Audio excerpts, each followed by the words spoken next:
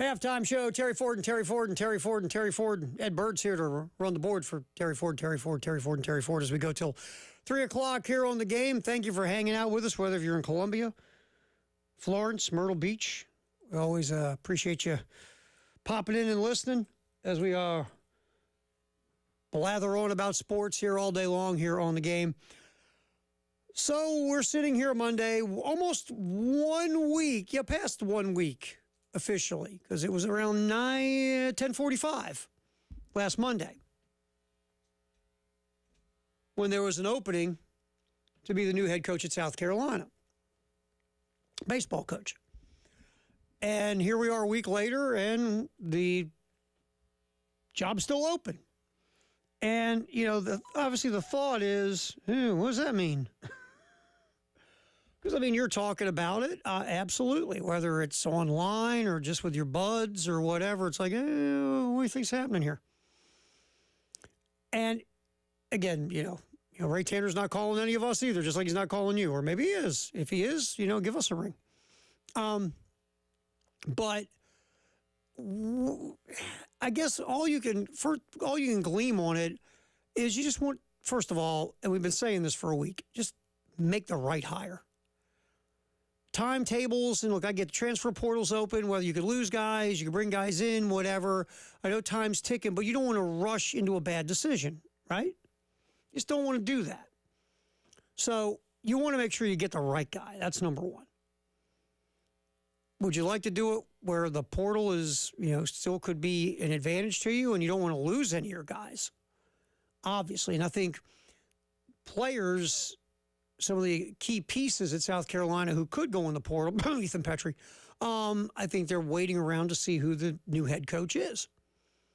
You still have time in the portal. You don't have to rush if you're a player yet, but you want to see your opportunities, right? So at some point you might go, I just can't keep waiting around. I've got to see what's up. You can go in the portal and still stay. So all that's interesting because of the transfer portal world we live in. But you want to hire the right person. I get timelines, I get all these things, but you just want to get it right. It feels like, to me, that because people have asked you think Monty Lee's going to get hired, or you think this person or that person? I think if Monty Lee was going to be the head coach and he was definitely the top guy for the job, he'd have got the gig. Because think about it, it's clean that way, right? If you knew you were going to hire Monty Lee and he's your guy, you hire him almost from the get-go, and that way he's cooking in the portal to keep his guys, to bring in guys, everything's clear, and you're moving forward. Because why would you wait if he is clearly your guy because he's already here? And then there's been some smoke about Monty Lee and Citadel.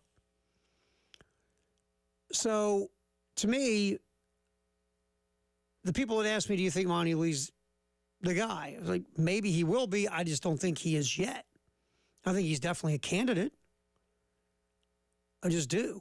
But I think, they're going through a process, and Monty Lee's part of the process. Now, I also think that, and you don't say this out loud, obviously, but Monty Lee wants this job. I don't think that's a secret to anybody.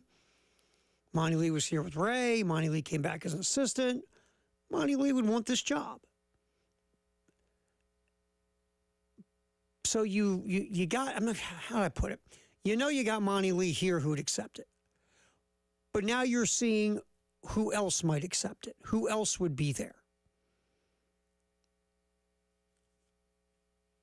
I feel like that's almost where it's at. Is like, that Monty Lee would want to be the head baseball coach at South Carolina. And so that's off to the side. Now you want to see who else wants to be the baseball coach at South Carolina. I think you're trying to make your decision based on the available candidates who would say yes to your job. Or maybe you have a pecking order of, okay, this is my top guy, this is my number 2 guy, and this is my number 3 guy, 4 guy, whatever. And Monty Lee's in that mix, but maybe he's not your number 1 guy. Maybe you are zoned in on another guy. Maybe Monty's 2 or Monty's 3, and you got 2 other guys that are ahead. It feels like it's one of those things right now. And depending on who says yes, who says no, whatever, is kind of which direction this thing seems it's going to, roll to. We did our Twitter X poll. We did our first round. We took the winners from the first round. It was 3 polls. We had 4 winners because we had a tie.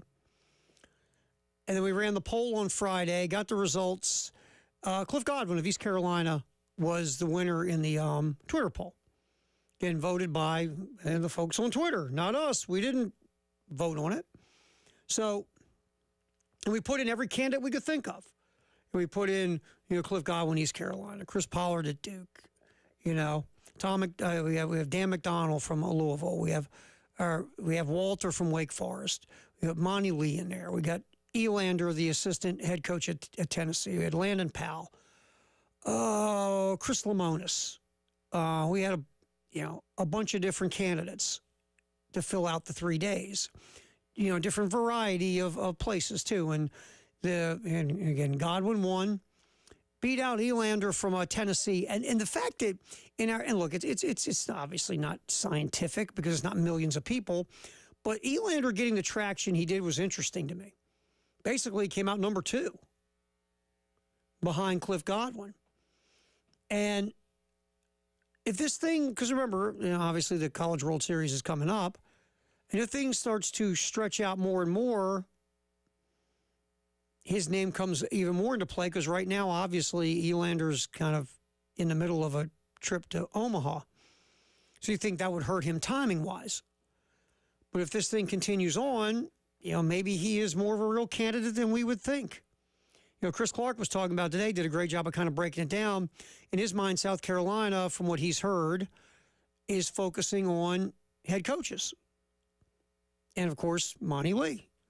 And so that's where their focus is, not so much on an assistant like Elander from Tennessee or, any other assistant, high-level assistant on a really good program, whether it's LSU, Arkansas, Tennessee. They're focusing on head coaches.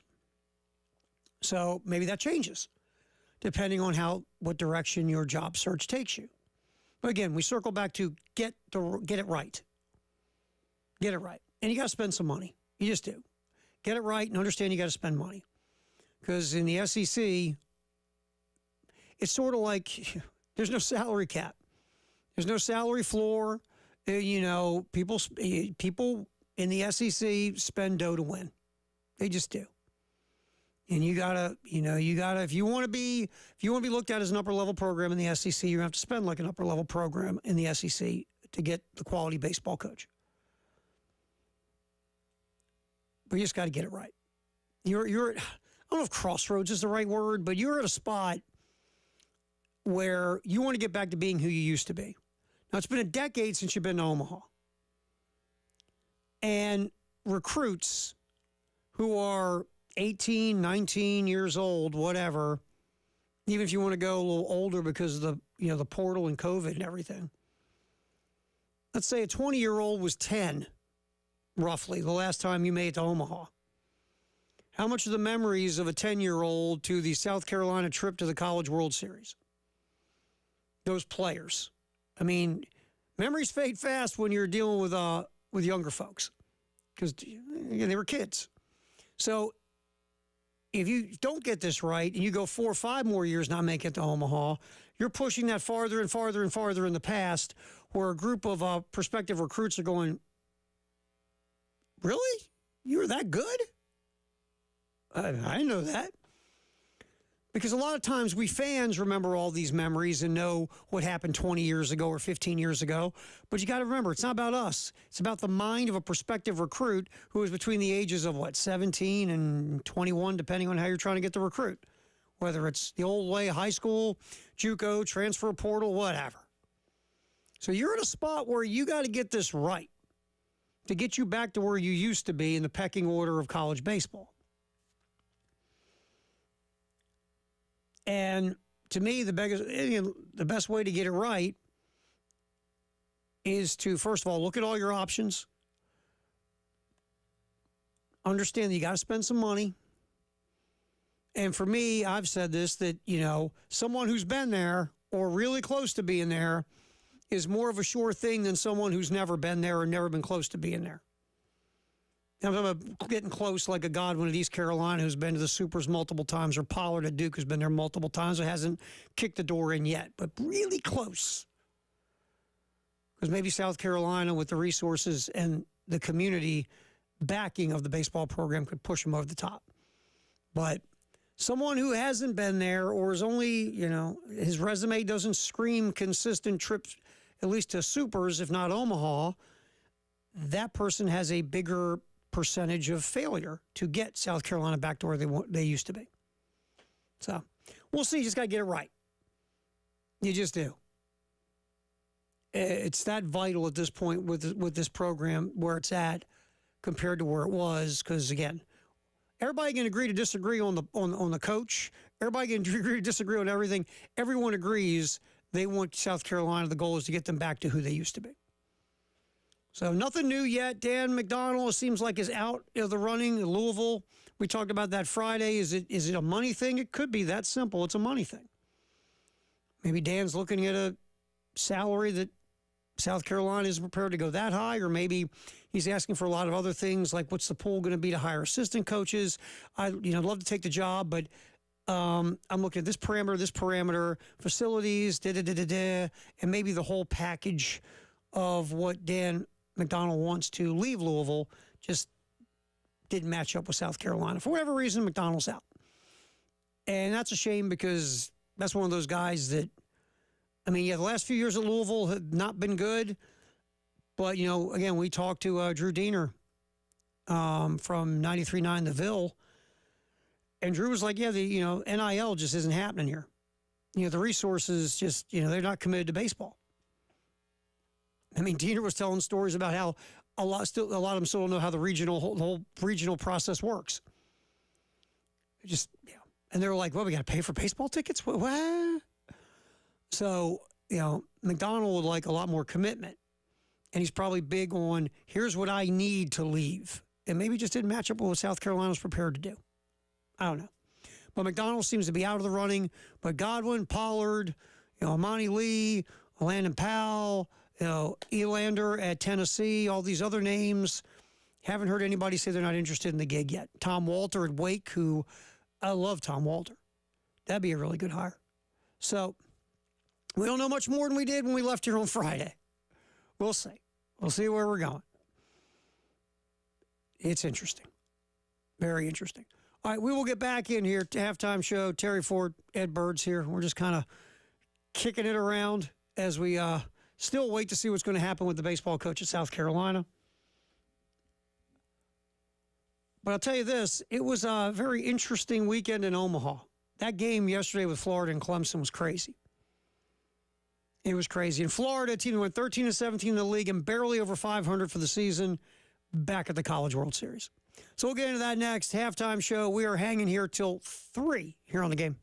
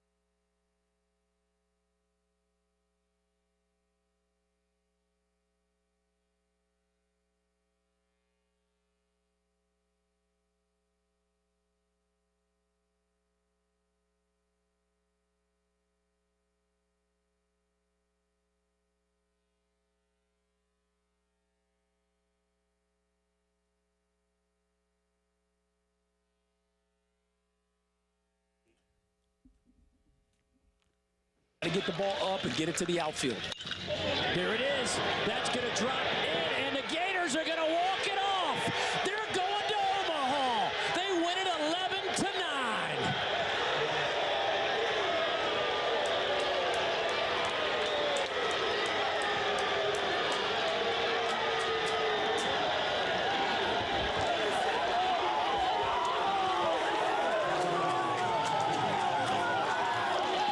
All right, there was the call as Florida picks up the 11-10 victory.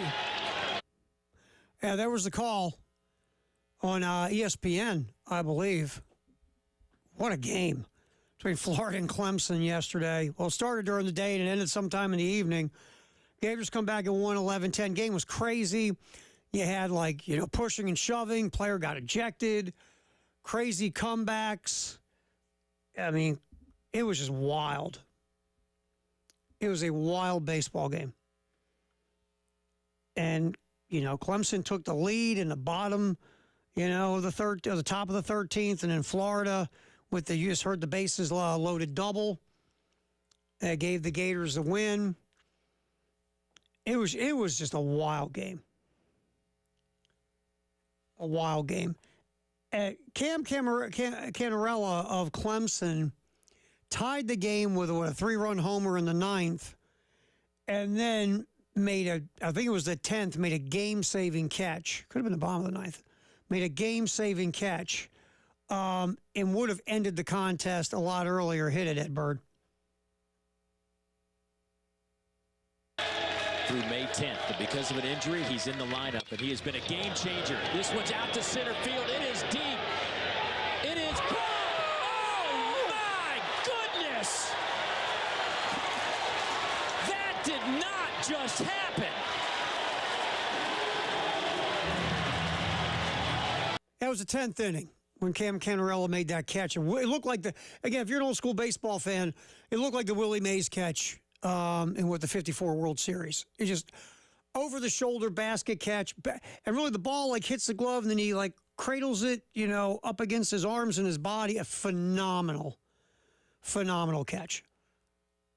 That was the idea of how difficult that catch is when you're running back to the infield, trying to find the ball. You're running toward the wall, and that is just wow!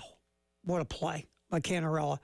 But Florida finds a way to win 11-10. Gators go off to the College World Series. One spot left. We'll find out today as Georgia and NC State go at it for Game 3. Yesterday, punching their ticket, Kentucky is in. They got the 3-2 win over Oregon State. Obviously, Florida. Tennessee thumps Evansville 12-1. Vols are back in Omaha. Texas A&M also going off to the College World Series 15-9. They beat Oregon. So a pretty good day for the SEC yesterday as Tennessee, A&M, Florida, and Kentucky all roll off to Omaha. And we'll see if Georgia joins them. So a lot of ACC and SEC at the College World Series. Now you're a Gamecock fan, you sit back and go, Kentucky? What? Kentucky? Seriously? But Kentucky's in. I believe that was the last SEC school that hadn't been in the College World Series. I think I heard that yesterday. So Kentucky is now in. And this goes back to the hiring of the next head baseball coach at South Carolina. I mean, you look at this. You got A&M and Kentucky. Florida, a 500 team. A 500 team. 13-17 in the league. Only reason they made the NCAA tournament, their strength of schedule, I believe, was the most difficult in the country.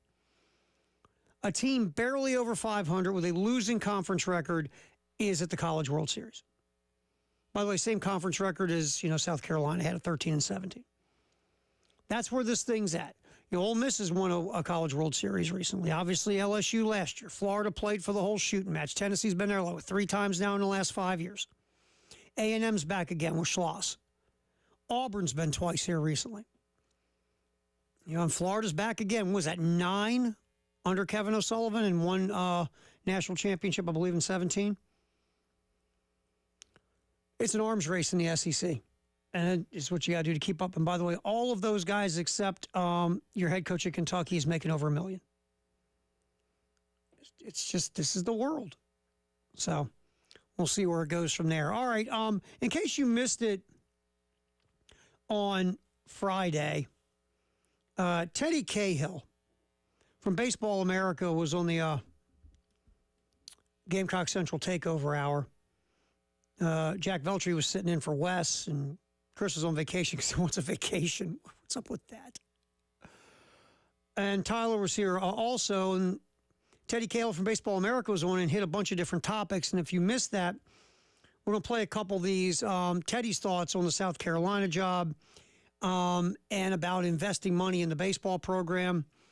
Not just South Carolina, but just, again, what do you got to spend if you want to win at a high level?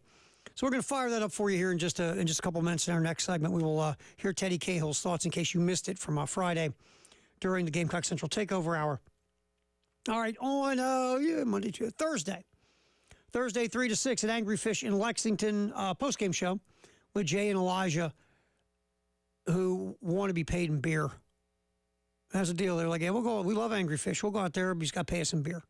So Jay and Elijah being paid in beer at Angry Fish in Lexington it's one of our craft beer road shows. And again, Angry Fish, tons of great craft beer. What was it? They drink what they can and sell the rest, I think is the slogan or whatever. It's a fantastic slogan.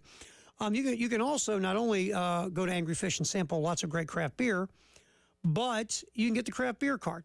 Again, $360 value. You get 12 locations, $30 each location. Typically, that costs you $360. You get the craft beer passport, $79. You get that 1075thegame.com and click on Sweet Deals. Boom, you got yourself a craft beer card. And then sample away. But 3 to 6 at Angry Fish this Thursday post-game show with Jay and Elijah here on the game. We'll come back. Teddy Cahill's thoughts on the South Carolina baseball job. In case you haven't heard them, we'll get what a national college baseball writer says about the gig here in Columbia. That is next. Halftime show. Terry Ford, Ed Bird, till 3 on the game.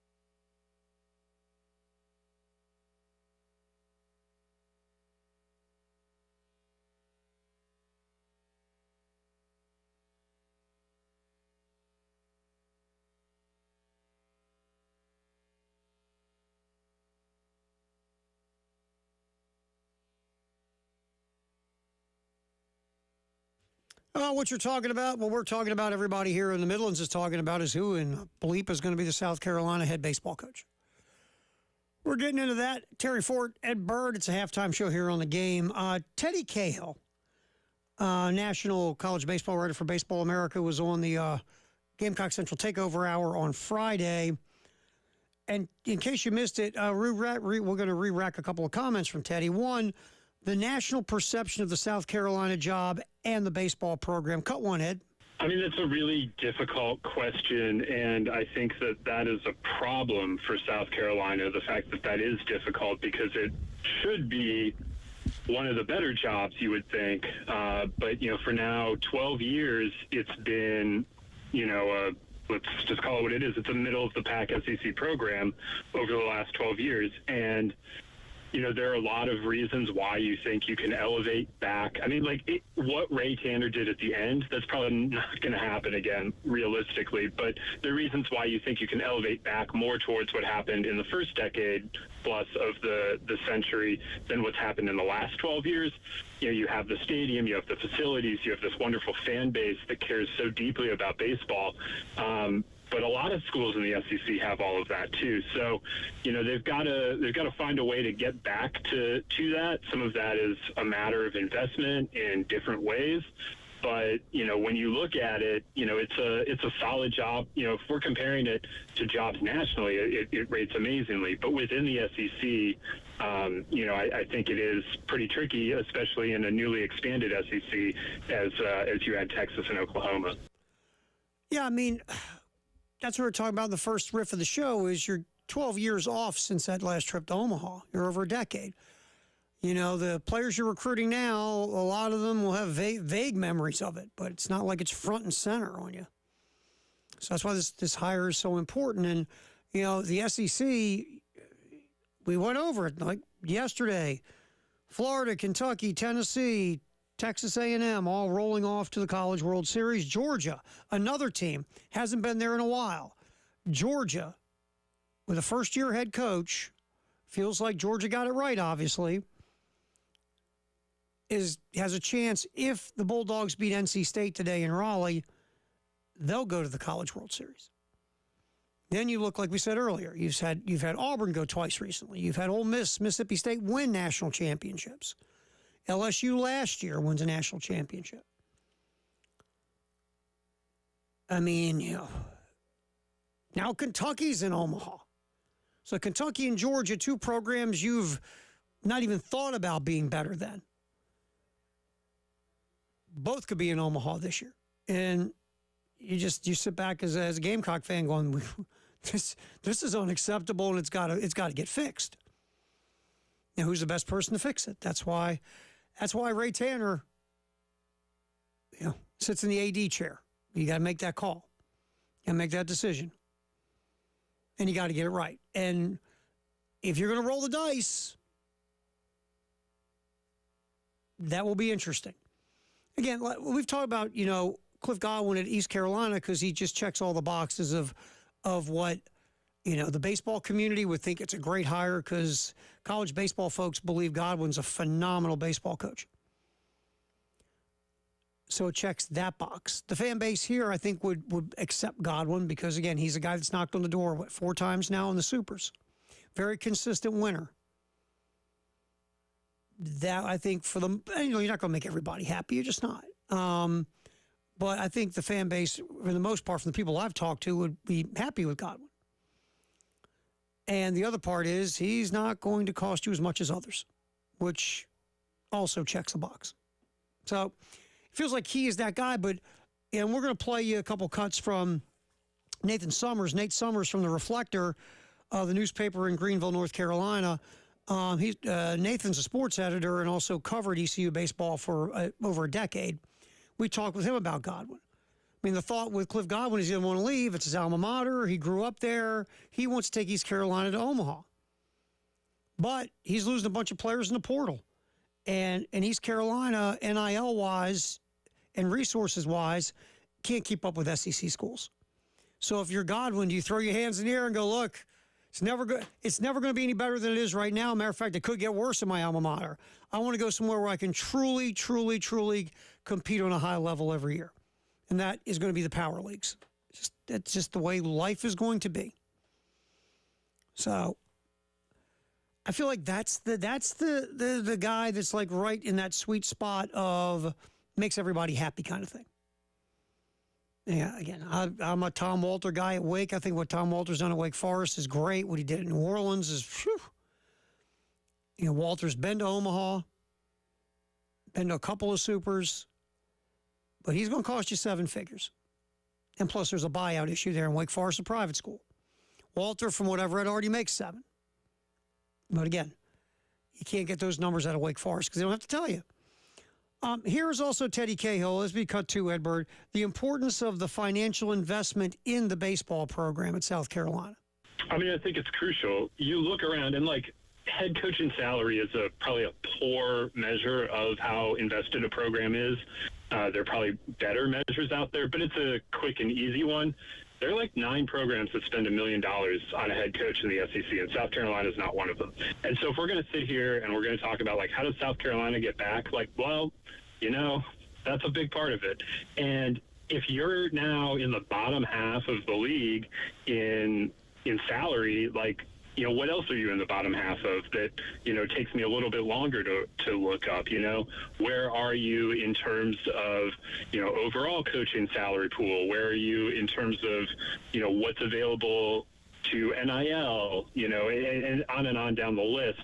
So, I mean, I think that investment is crucial. That's just the reality of SEC baseball in the 2020s, that, you know, you have to be ready to pony up if you want to compete with the likes of, you know, a Texas, an LSU, you know, the Mississippi schools care as much as anyone, you know, what Arkansas is doing, what Florida's doing, Tennessee now. And I mean, even Kentucky, you look at them, you know, new stadium, you know, hosting a super regional for the first time. Like, these are all like schools that have gotten serious or have been serious for a long time and have stayed really serious. And it's just a really hard league in terms of keeping up with the financial might that everyone else is throwing in there. Yeah, I mean, folks are spending dough in the SEC.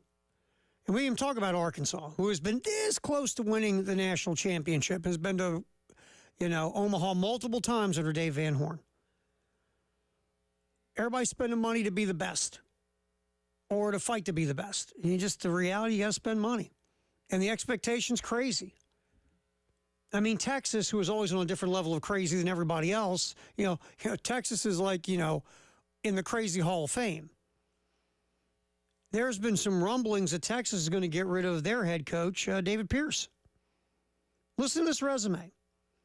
Pierce showed up 2017 after leading Tulane to the regionals twice, also Sam Houston State to the regionals twice. Pierce then made it 2017 to the regionals at Texas. Since 2018, College World Series, College World Series, College World Series, Super Regional, Regional.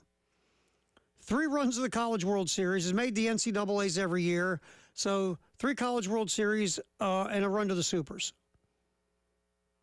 And there's talk that David Pierce could be out because he hasn't been to the College World Series in 2 years. That's where they go at Texas. I mean, as hallowed a program as South Carolina has been at baseball, if you had a coach that gets you to the regional, Omaha, Super, and a regional in what, a 6-year span? That'd be a pretty good deal. Obviously, you want to win one of these. And that's the thing with Texas. Like, you know, we're used to winning these things at some point. They're Pierce. But there's some talk Texas might, you know, roll off Pierce and then chase Tony Vitello. Who, you know, I mean, he's been in the College World Series 3 times as well. And they'll throw big money at Vitello. That's a rumor. Don't know how real it is, but that's the stakes, even in baseball in the SEC. You got to spend, and you know, and the upper level in the SEC is crazy, but you just got to invest in it. So, and we'll find out which direction the Gamecocks end up going. But that's Teddy Cahill from Baseball America giving his thoughts on the Gamecock Central Takeover Hour with Tyler and also Jack Veltri from Gamecock Central. And we're going to get to Nathan Summers, some of his thoughts coming up here on the show as well, who covers Greenville, who covers, I should say, East Carolina at the Reflector in Greenville. Just his thoughts, would this be the time Cliff Godwin leaps? We've heard nothing.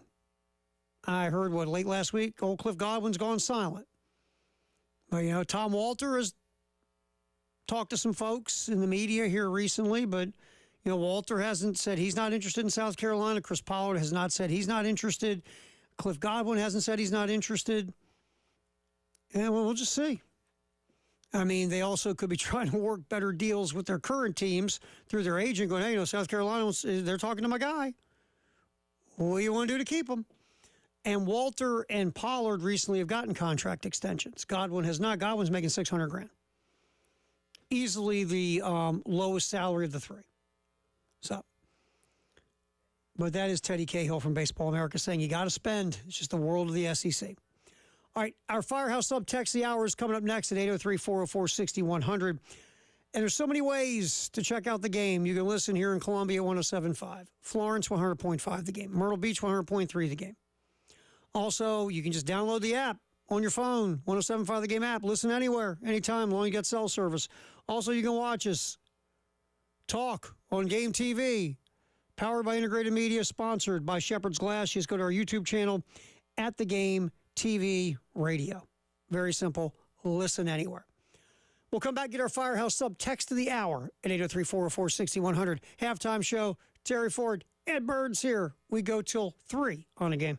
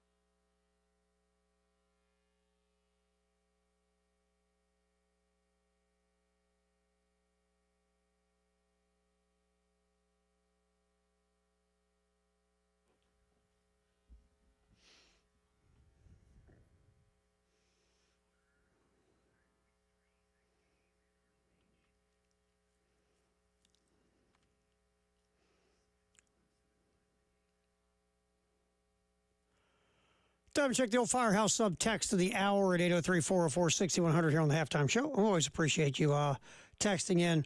From Michael, I have a problem with how Ray Tanner hires coaches. Before you fire a coach, you should try to be fairly certain you can get someone better. Tanner fires a coach, then it seems like he just hopes for the best. Then it looks even worse when the coaches you go after reject your offer. Before you fire your current coach, you should have already had the next coach in the bag. I get where you're going with that because, again, and we don't know how much back channel work Ray has done in this instance. But, yeah, look, you always got to have that. They always call it the list in the desk drawer, right? The doomsday list. Crack glass in case of emergency list, right? You always have to have that in your desk drawer. Just in case you're going to have to go get a new coach. And do you do back channels? Sure. All these ADs back channel to agents to see if their guy would be interested if there is an opening. Not to say there is one or is going to be one, but just in case there might be, would your guy be interested? And again, how much of that Ray has done? I don't know. But yes, Michael, conceivably, you've done a lot of intel and research and background, so you have some type of idea who would be interested and who wouldn't be interested. Yes, I don't disagree with that at all. Because you want to get ahead of the curve. And sometimes you got to have that, it's a difficult conversation. You call an agent and say, look, man, I'm not saying my guy's gone, but I'm going to say this. We just want to know, just in case we have to go in that direction, well, would your dude be interested? Yeah, absolutely. And, sometimes these searches look a certain way, but it always depends on how they turn out, right? Look, I remember the hunt for Lamont Paris, or the hunt for the next basketball coach when Frank Martin was let go. And Sean Miller, it was going to be Sean Miller. Remember Sean Miller was in town. Remember that one? Sean Miller's over at Hall's, knocking off a steak. It's Sean Miller. And it wasn't Sean Miller. And then there were some other rumors of meeting this guy here and talking to that guy there. And this guy said, look, I've interviewed, I'm interested, but I got like 4 or 5 other schools that want to talk to me and might hire me. Are you interested in me? Do you want to hire me? If not, I'm out of here. See you, bye. There were a lot of different rumors about a lot of different things. And then it was Lamont Paris. And I remember the thought was, what was this guy, your 12th choice? Did you bungle this thing so bad you just picked a name out of the hat and, who is that Lamont or Lamont? You sure? Okay, Lamont Paris. That's our guy. But here's what matters. Lamont Paris was a National Coach of the Year candidate last year. Lamont Paris was incredible in year 2. South Carolina got back to the NCAA tournament, won a game in the SEC tournament, competed to win the SEC regular season, beat Kentucky and Lexington, knocked out Tennessee and Knoxville. It was a magical season. I always wanted to say that. It was just a heck of a year. So now that job search, no one talks about it anymore. Remember there was like, at the end of last year, it was, I got to sign this guy to an extension so he doesn't leave. Come on, Ray. So you never truly know until the results start kicking in, right? And anybody you can hire here, man. Look, if you are pro Monty Lee, you want Monty Lee, anti-Monty Lee, you want Tom Walter, you don't want Tom Walter, you want Landon Powell, you don't want Landon Powell, you want Cliff Godwin, you don't want Cliff Godwin. That's why what we do here. We talk about it. We give you our thoughts and opinions. You give us yours. At the end of the day, if whoever Ray Tanner hires is the right choice, that's really all that matters. Whether when that hire is made, if you and I agree to it, disagree to it, go, what, huh? If that guy starts winning and winning big and getting South Carolina back to Omaha and being who they used to be, that's all that really matters. And everything else is just noise, right? So that's truly the way these searches go. I remember when Southern Cal hired Pete Carroll, people were like, what? Why that guy? Couldn't you find anybody else? Would you go through the phone book and make phone calls? And look what Pete Carroll did for the Trojans before he took off to Seattle. One step ahead of the NCAA. I mean, there are times I'll give you one I thought was going to be a good one. Scott Frost at Nebraska. Played for the Cornhuskers, was fantastic at Central Florida. I was like, yeah, this is a great hire. You bring your guy home. He gets Nebraska, gets the Cornhuskers, gets the culture, and he's been really successful at Central Florida. Boom. This should be good. I'm not saying he's going to get you back to being with the Tom Osborne, Bob Devaney Cornhuskers, but you start, winning games again and going to bowls, and all of a sudden Nebraska football is good again. And it went, it was a disaster. So you just never know until you know. Even in baseball, I remember, I'll go to another one, Joe Torre. When the Yankees hired Joe Torre, most people went, you hired that retread? I mean, hasn't he managed every team in the majors and the minors? Nobody thought Joe Torre was going to be the guy to be the manager for a Yankee dynasty, but he fit perfect in what they needed. They just needed a guy who would put Mario Rivera in the game in the ninth inning and then deal with George Steinbrenner every day. Joe Torre's personality and mindset fit exactly to what the Yankees needed. So you just never know. Bill Belichick. When Bill Belichick gets hired by the Patriots, the word was, you're hiring the miserable guy that coached the Browns and didn't shower, and now you're resurrecting him to coach the Patriots. Why? Worked out pretty good. Just saying. So, again, these processes, they might be clunky, or they might look like they make no sense, or they might look perfect and wonderful, and you never know. I'll throw another one out. Lincoln Riley at Southern Cal. Man, that looked like a home run. And it might still be. But it's not looking as home runny now as it did a couple years ago when Riley pieced out of Norman, Oklahoma and showed up in Southern California. We'll see. There's some grumblings now that, remember we talked about it when Riley got hired, was, this guy got handed a really good deal at Oklahoma. Can he actually build a program? Nobody knows, but you're paying him a lot of money because you think he can.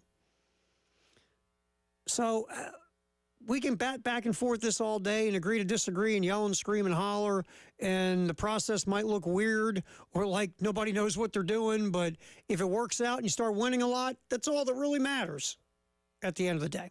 Appreciate the text. Thank you very much in the Firehouse Sub text line. Football in the 1 o'clock hour, sponsored by Atlantic Windows and Doors, next on the Halftime Show.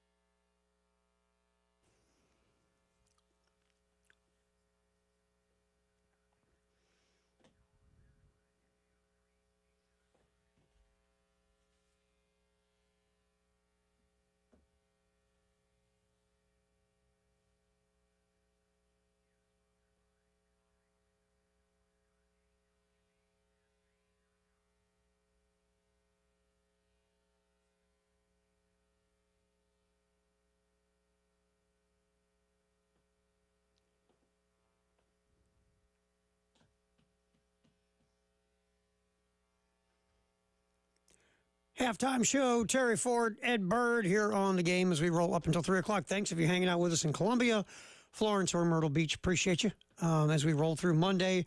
No new news on the baseball head coaching search. We'll keep you up to date. We hear anything, we'll tell you. Still feels like the same as we were yapping about on Friday. Only Dan McDonnell of Louisville seems to be out of the running on this thing, so it's still... a Cliff Godwin of East Carolina, Chris Pollard Duke, Monty Lee, the interim head coach here at South Carolina. Landon Powell's name has been put out, as well as Tom Walter at Wake Forest.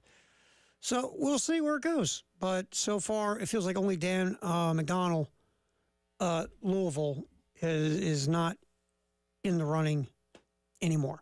So we'll get back to that as well. But it's 1 o'clock, football here on the Halftime Show. Sponsored by Atlantic Windows and Doors. Official visits are going on for Gamecock football. A couple notes from that. And if you missed it, great write-ups in Gamecock Central about it.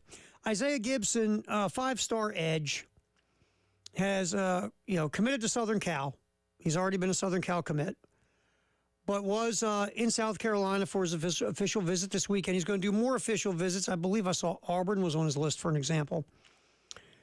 And a lot of folks in the industry believe that Gibson will end up somewhere else besides Southern Cal. And it feels like, according again to sources, that it's going to be a battle. But five-star kid, edge pass rusher. Sterling Lucas is front and center on the recruitment. Lucas building a strong relationship with Gibson. See where it goes. But that one's interesting, even though, again, you're a Southern Cal commit, but you're in Columbia, South Carolina for your visit. You're going to go on other visits, which tells me, you might end up with the Trojans, but you're open for business, right? You just are. Or you just want to go take all the visits to get all the free stuff and get the free meals and have the free weekends to go hang out and have people go, which, look, I won't lie to you. If I was a high-level high school recruit, I might go on the tour. I'll go on the official visit tour, man. Hook me up. I'll go from town to town to town, get some cool merch, eat some great meals, meet some cool people, check out some nightlife that I can legally. I'd have a blast. So I don't blame any big-time high school recruit for taking advantage of the official visit tour. So that's Isaiah Gibson. Also popping in, a couple of 4-stars. Defensive back Brandon Finney, wide receiver Lex Cyrus. Now, reading up on this over the weekend, South Carolina is battling Penn State for both of these guys. And look, say what you want about James Franklin's program. I mean, I think Penn State should be better than they are, because they have been, and there's no reason for Penn State not to be what they used to be. James Franklin can recruit. Problem is, when guys get there, they're winning. They're just not winning to the level they should be, and a lot of that's, the quarterback position and the offense. But anyway, so Brandon Finney, Lex Cyrus on campus, their official visits, and again, South Carolina taking on Penn State for those two guys. See where that ends up. Another one, just kind of keep an eyeball on, 4-star defensive back, Lagonza Hayward. Now, Hayward named Tennessee as his leader. He's done that more than once. He's on record saying Georgia's made a huge move after last weekend, the official visit to Athens. South Carolina has gotten a lot of positive feedback from Hayward's camp after this visit. So another guy, he verbaled to Tennessee, but he's open for business. And, your trip here is always going to be positive. They do a great job. And, you talk to some of the players who have ended up at South Carolina, they talk about the official visit weekend here in Columbia has always been fantastic. Typically you got good weather. That's a selling point. Trust me. That's a selling point. 2, you got some cool areas like, 5 Points of Vista. 3, the coaching staff treats you great. The players, they pick the right guys to send out with these recruits. You don't want to send the wrong people. It's very vital to send the right player or players to help on an official visit. I remember just like something dumb. Like my daughter, we were trying to figure out what high school she was going to go to. And she was visiting these different high schools because obviously she got the brains from her mother and not me. And she went on an official visit to this one school, and they gave her somebody to shadow through the day. And this might have been the worst person to ever shadow with. This student talked crap about the school to her, to my daughter, took her to some of these meetings where the people in the meetings talk crap about the school. And then the person that was shadowing with my daughter decided just to leave her and go hang out with like friends. And my daughter's just kind of standing around the middle of the hallway, not knowing anybody. So that's not the person you want to take prospective recruits on official visits. You want to get the right players. And look, none of these guys are going to come out openly and go, hey, tell us about your official visit to this school. That sucked. It was awful. No one's going to do that. But an official visit can make a difference, good and bad. And the South Carolina official visits, from everything I understand, Shane and the crew do a really nice job selling these kids. So, official visit weekend in South Carolina, we'll see where it goes. But a lot of guys coming in, getting the lay of the land here in Columbia. Another Gamecock-related thing we want to hit in football here in the 1 o'clock hour, sponsored by Atlantic Windows and Doors. Spencer Rattler in the battle to be the backup quarterback in New Orleans. And look, it's early in the game. We're just talking about mini camps. So, guys are sitting around, wearing Crocs and shorts and throwing footballs. And it's not, it's not intense real football. It's just training camp stuff. Not even training camp. Voluntary mini camps or, mini camps you have to be at, one of the two. And Rattler so far, Jake Haener from Fresno State, going into his second year, it feels like that's the competition for Spencer Rattler to be the backup to Derek Carr. Haener hasn't thrown a pick yet in camp. Rattler's thrown 3. But, his head coach, Dennis Allen, said, look, Spencer is learning that the windows close a lot quicker in the NFL than they do in the SEC. And he's got to make that decision quicker and make the throw a bit more accurate, and just the whole process has to speed up because you're dealing with NFL DBs now. And so Spencer's making the adjustment, but everything I've heard and read, and New Orleans is quite happy with what they've gotten from Spencer Rattler so far. Some of the players have talked about how much they've been impressed by Rattler. And it was a good spot to go to. Were there better landing spots? Yeah, but New Orleans is a good spot. Derek Carr isn't going to be there. And this might be the last year for Derek Carr. And if you can win the backup job, or at least be competitive enough for the backup job, and you're hanging around the roster this year, and then let's say Derek Carr's out after this year,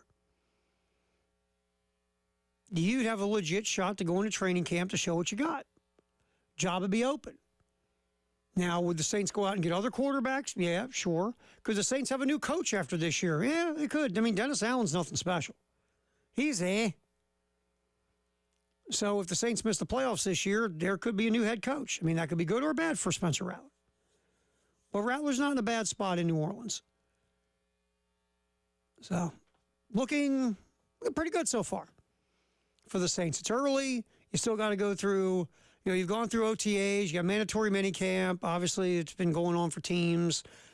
You'll have more voluntary stuff, and then you'll get to training camp, and that's when it really gets cooking for Spencer Rattler. He'll be playing in preseason games, just like Jake Haener.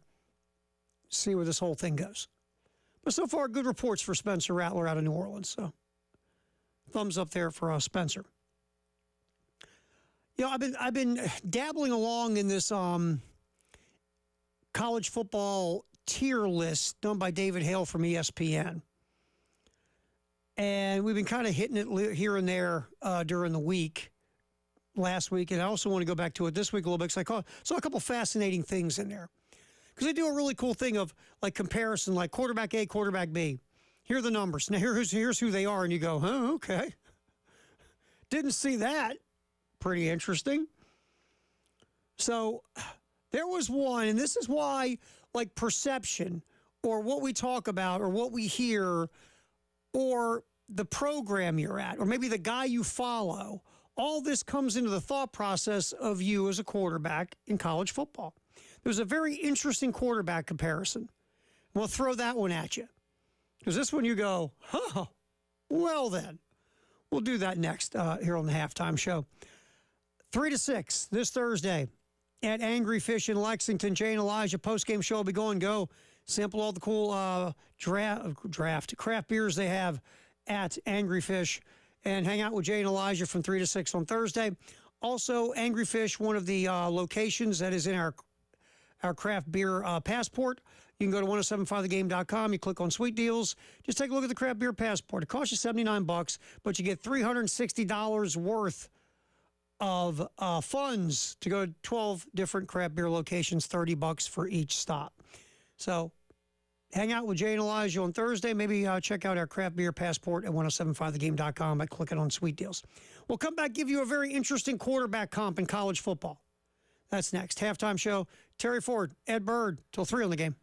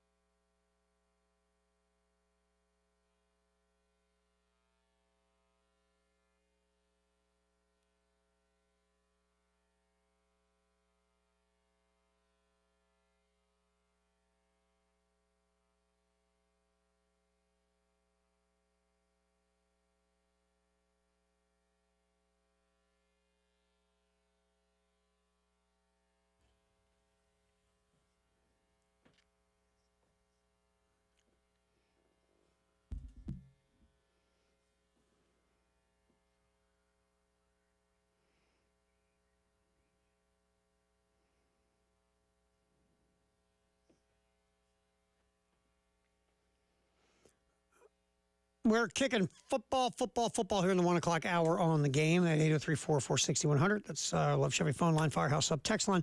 Firehouse Sub text the hour in about a half an hour as well, so get those in.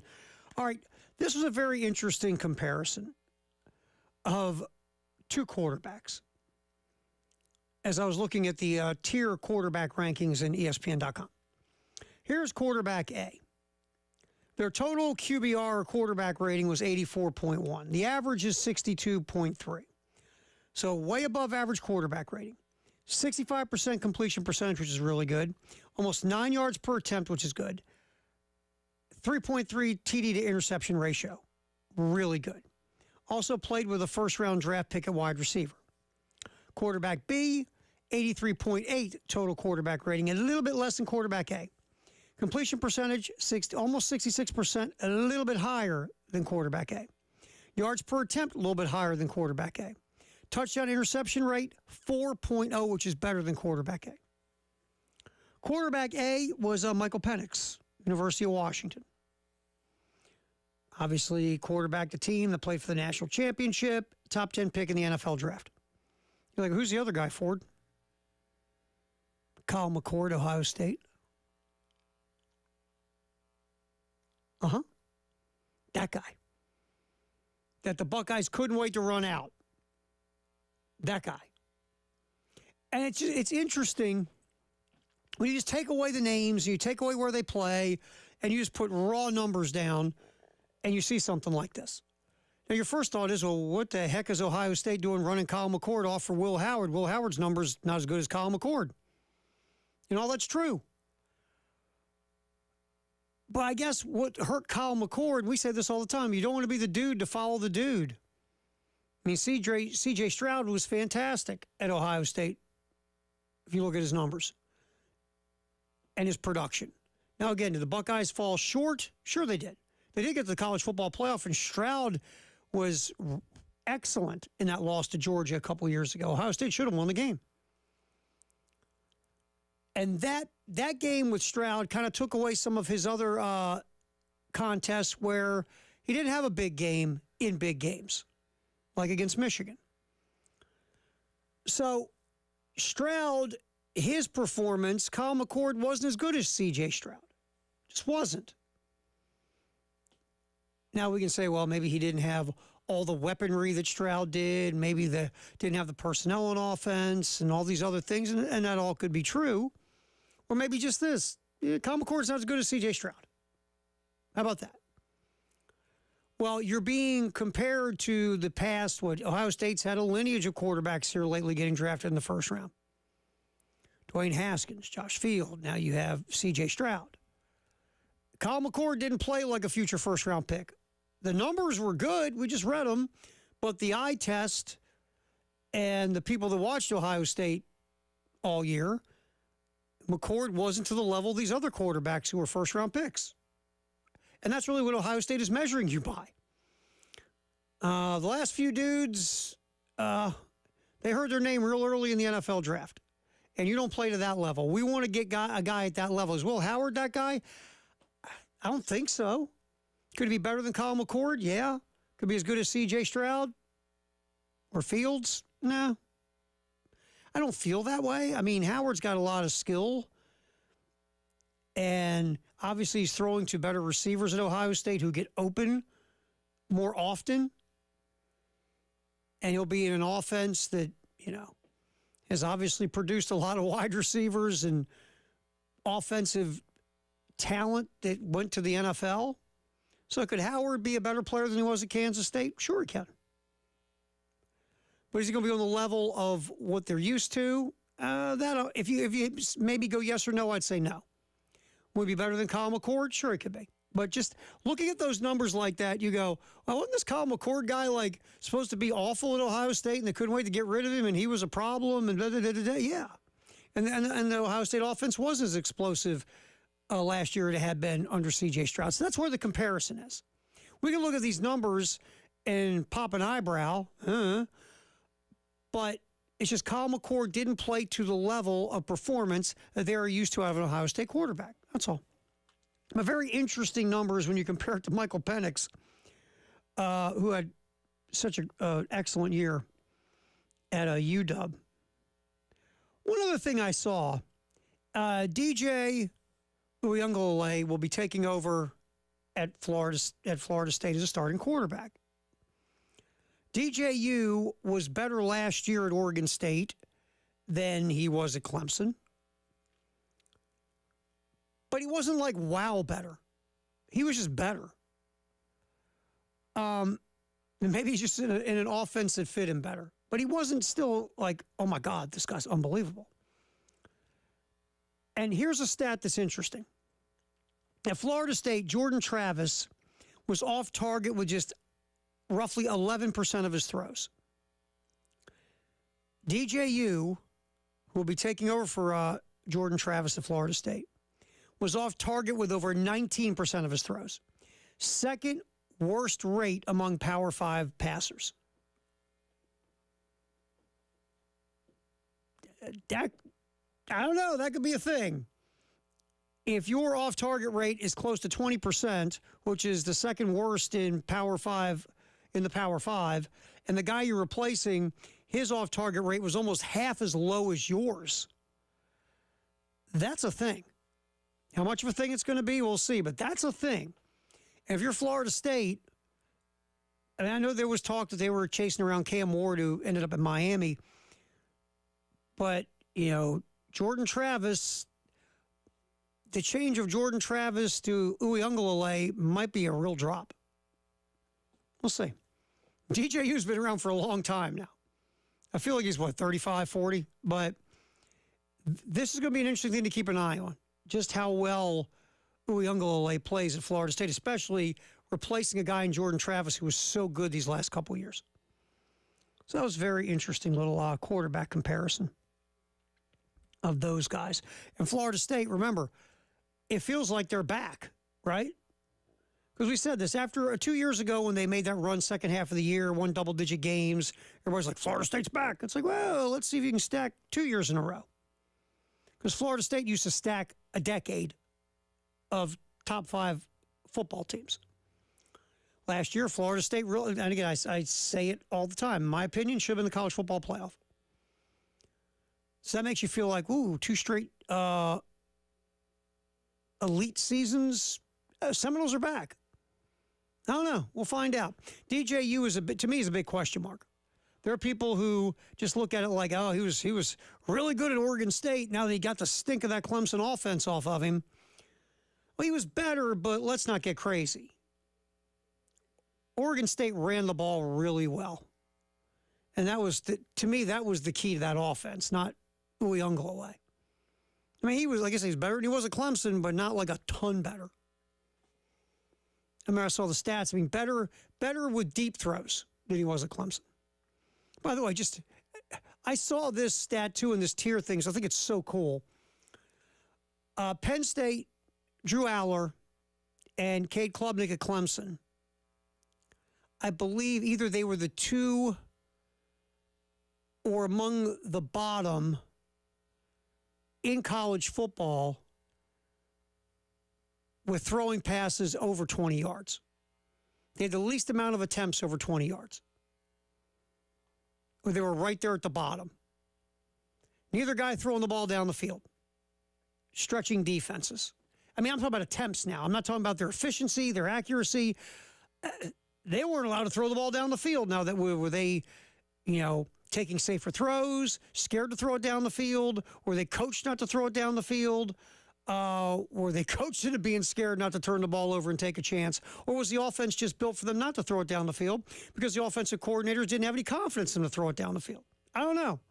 It was a very interesting little stat that they were either they were the 2 lowest or they were like among the 5 lowest quarterbacks in the Power 5 when it came to attempts over 20 yards. Very interesting. To me, you're either doing that because, A, your defense is like legendary, which, I mean, Clemson's defense was good. It wasn't legendary. Penn State's was good, not legendary. Because, you don't have any confidence in them throwing it down the field. I feel like that's it. Because if you feel good about them letting it rip, you let it rip, right?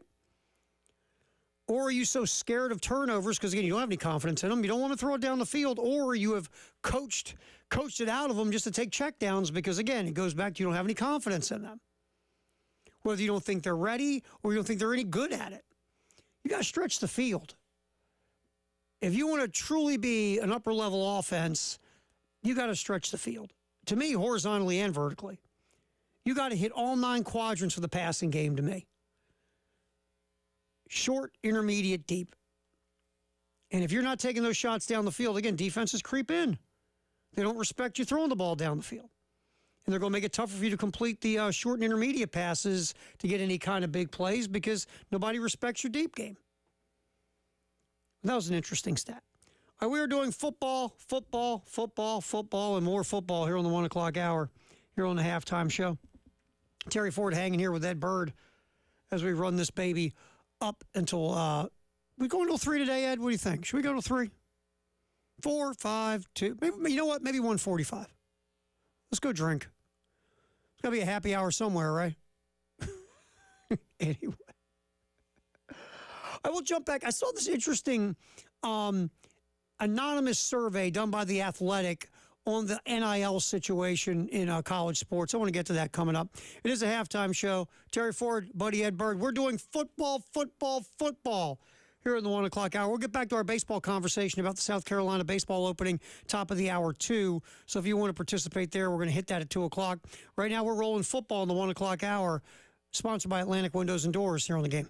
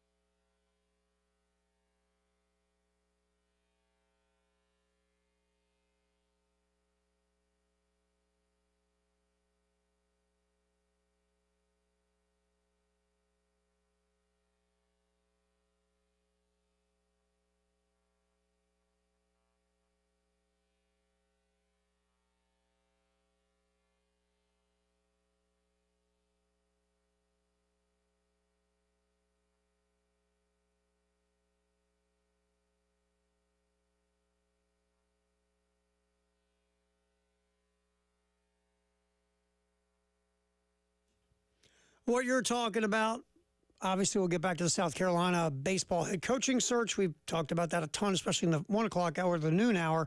1 o'clock hour is always football, football, football here on the halftime show, sponsored by Atlantic Windows and Doors. All right, so The Athletic did this anonymous survey with different folks in the NIL world, NIL collectives, also like, at schools, general managers or personnel staffers, the people who deal with NIL, basically.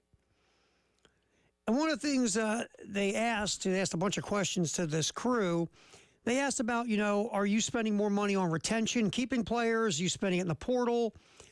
And the general managers for these teams, some agents, some NIL folks, again, the personnel directors of schools. They all say it's really depending on the year. Like sometimes you've got a really good team, so a lot of the money you spend NIL-wise is to keep your dudes.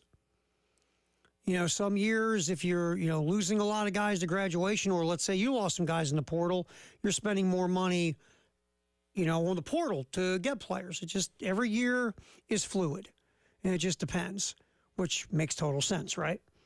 The other question was, how much money do collectives have? And I thought this was interesting. One NIL CEO said they got 6,000 members. Some pay as little as $10 a month. You got corporate sponsors, local regional business people, and you've got donors, major gift givers. They're giving $50,000 and up. That's the combination they have at their school. Another CEO is talking about how 60% of their NIL goes to football. They're pulling in somewhere between $6 and $8 million in total. Another one, this was interesting. They have like 150 people. For football, it's a little over $1 million. Next year, they hope to get to $2 million. Obviously, that feels like a group of five or a mid-major program. Or if it's a power league school, man, you got to get cooking. If you only got 150 people who have jumped into your NIL collective, and you're hoping to make $1 million this year and $2 million next year. I mean, they're a wide range. One other CEO says that we pull in 12 to 13 million of NIL. Another one, again, everything is so different. One says here that they spend more money on basketball than they do football. Another NIL collective CEO says they spend 95% of their money on football and basketball. Here's another. We've got close to 300 athletes under contract across all of our sports. We'll spend around $14.5 million. Football is 80% of it. And these are from NIL collective CEOs. So it's all over the place. It's everywhere. We hope to, right now we're getting 1 million, hope to get 2, which I think, again, is a mid-major program. To, hey, we're dropping over 14 million, and not 80% of it's football. I guess it's all over the place. And it is, you go back to, think about it for a minute, you just go back to the same people every year. A lot of the times, whether it's, hey, just keep giving us your $50 a month or $30 a month, $100 a month, $10 a month. You just keep paying on your, so kind of like collective, NIL collective subscription fee. Keep giving money, or they keep going back to the donors and saying, you gave us $100,000 last year. What can you do this year? I really think the sweet spot of this as well is the corporate sponsorship angle. Now, we heard about, FedEx in Memphis cutting a nice NIL check to the University of Memphis. I mean, I just think the sponsor, corporate sponsor, big money, local regional business owner, that's a place that you really have to hit hard. Because, I mean, a donor, even if you're a bazillionaire, you're going to give, but at some point you go, you know what? Okay, tired of giving. When are we going to start winning more? Or we don't win enough. Or maybe they just say, look, we just financially can't do it this year. And people doing the, giving, X amount of dollars a month. I mean, that's a good bulk of this from what I'm reading. But those people are only giving what they can, obviously, which is, a lot of times just $25 a month or whatever. So you see where this thing's going. At some point, it feels like the well would go dry, right? It just does. And obviously we're having a new model of college athletics coming in with, schools, 22 million, 20 million, whatever, to flip off to athletes. And how is all that going to affect the NIL and the collectives, and how's that relationship going to go? And this thing, your head will explode just thinking about it. But I thought that was interesting. Another one here is, what do players do in return for NIL? One collective, NIL collective CEO says, for the traditional nonprofit, we have a deal where you get paid a certain amount a month, and you have to make a charitable appearance for the work that month. One appearance for a payment. If there are bonuses, you do more for that. We work it out with local charities where 5 players will come to you this week. Some guys will help coach flag football games for local fatherless boys who want to see the players. That's an appearance. That's typically 2 to 4 hours in exchange for payment. Some do social media. One NIL collective CEO says you do social media posts once a month. You do have appearance once a semester. And we have the right to get them to sign some stuff as well. But we usually don't do that. We can use their pictures for events and stuff like that. And then this one NIL says we send out the social media posts for them. Because, again, you want to control that narrative at times. And then they're talking about the players. Not about 20 to 30% of our players have a market value where they can help us as a collective, where people will buy tickets to come to an event that they're at. So, again, not everybody's getting rich off NIL on these teams.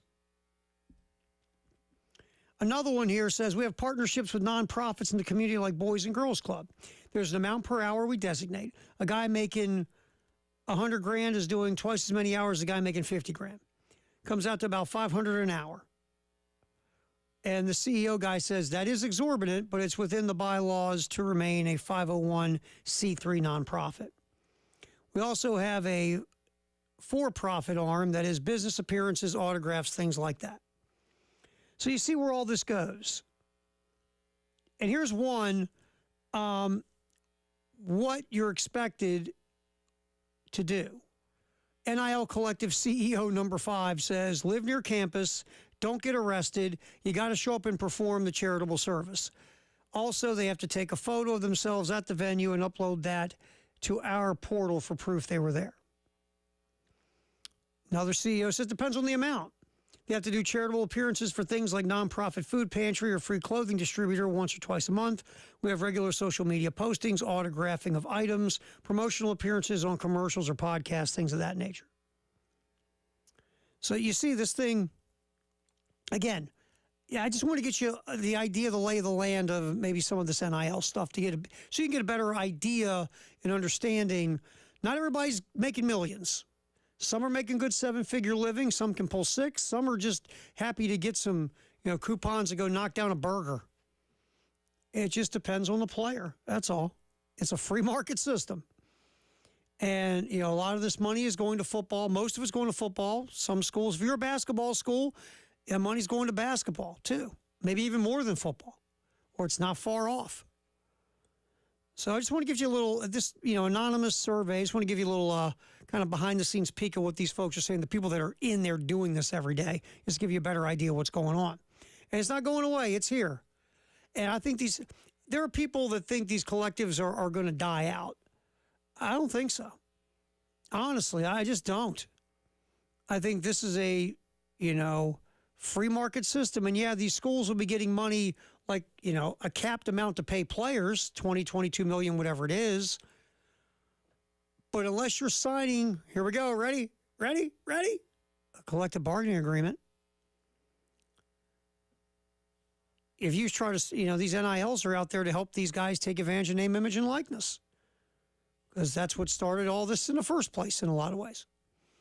I just want to give you an idea of what this whole spiel was about, kind of behind the scenes after reading this article in The Athletic. I will come back. Our Firehouse sub text the hour. We'll get back to our baseball conversation as South Carolina is still looking for a baseball coach. I'll check social media and some of the different places to look just to see if we got any updates. We'll do that during the break, and we'll come back and talk our Firehouse sub text the hour at 803-404-6100 halftime show. Terry Ford, Ed Bird till 3 on the game.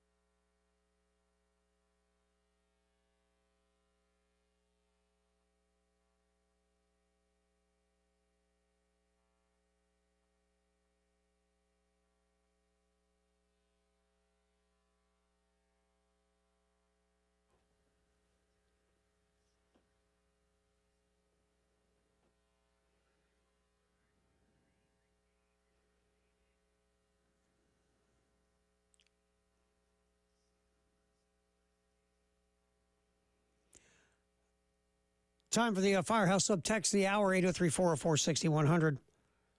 This is from Ernest. With all the losing these coaches, with losing all these coaches getting fired, baseball, softball, golf, at the university, what is this saying to recruits wanting to come? Wow, look out, your coach won't be at South Carolina long. I mean, I get where you're going, Ernest, and, maybe, other schools can use that as negative recruiting because you're always, everybody's looking for an edge, right? Everybody's looking to get over on you. And maybe some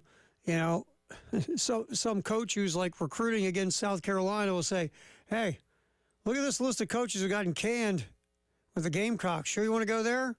Your coach could be next in a year or two. I don't know if a recruit looks at it unless it's pointed out to them, to be quite honest, because they're focused on their sport. They're not really, they don't think the firing of the golf coach at South Carolina is going to affect them as a football player or a basketball player. Now, it's true, Shane's going into year 4.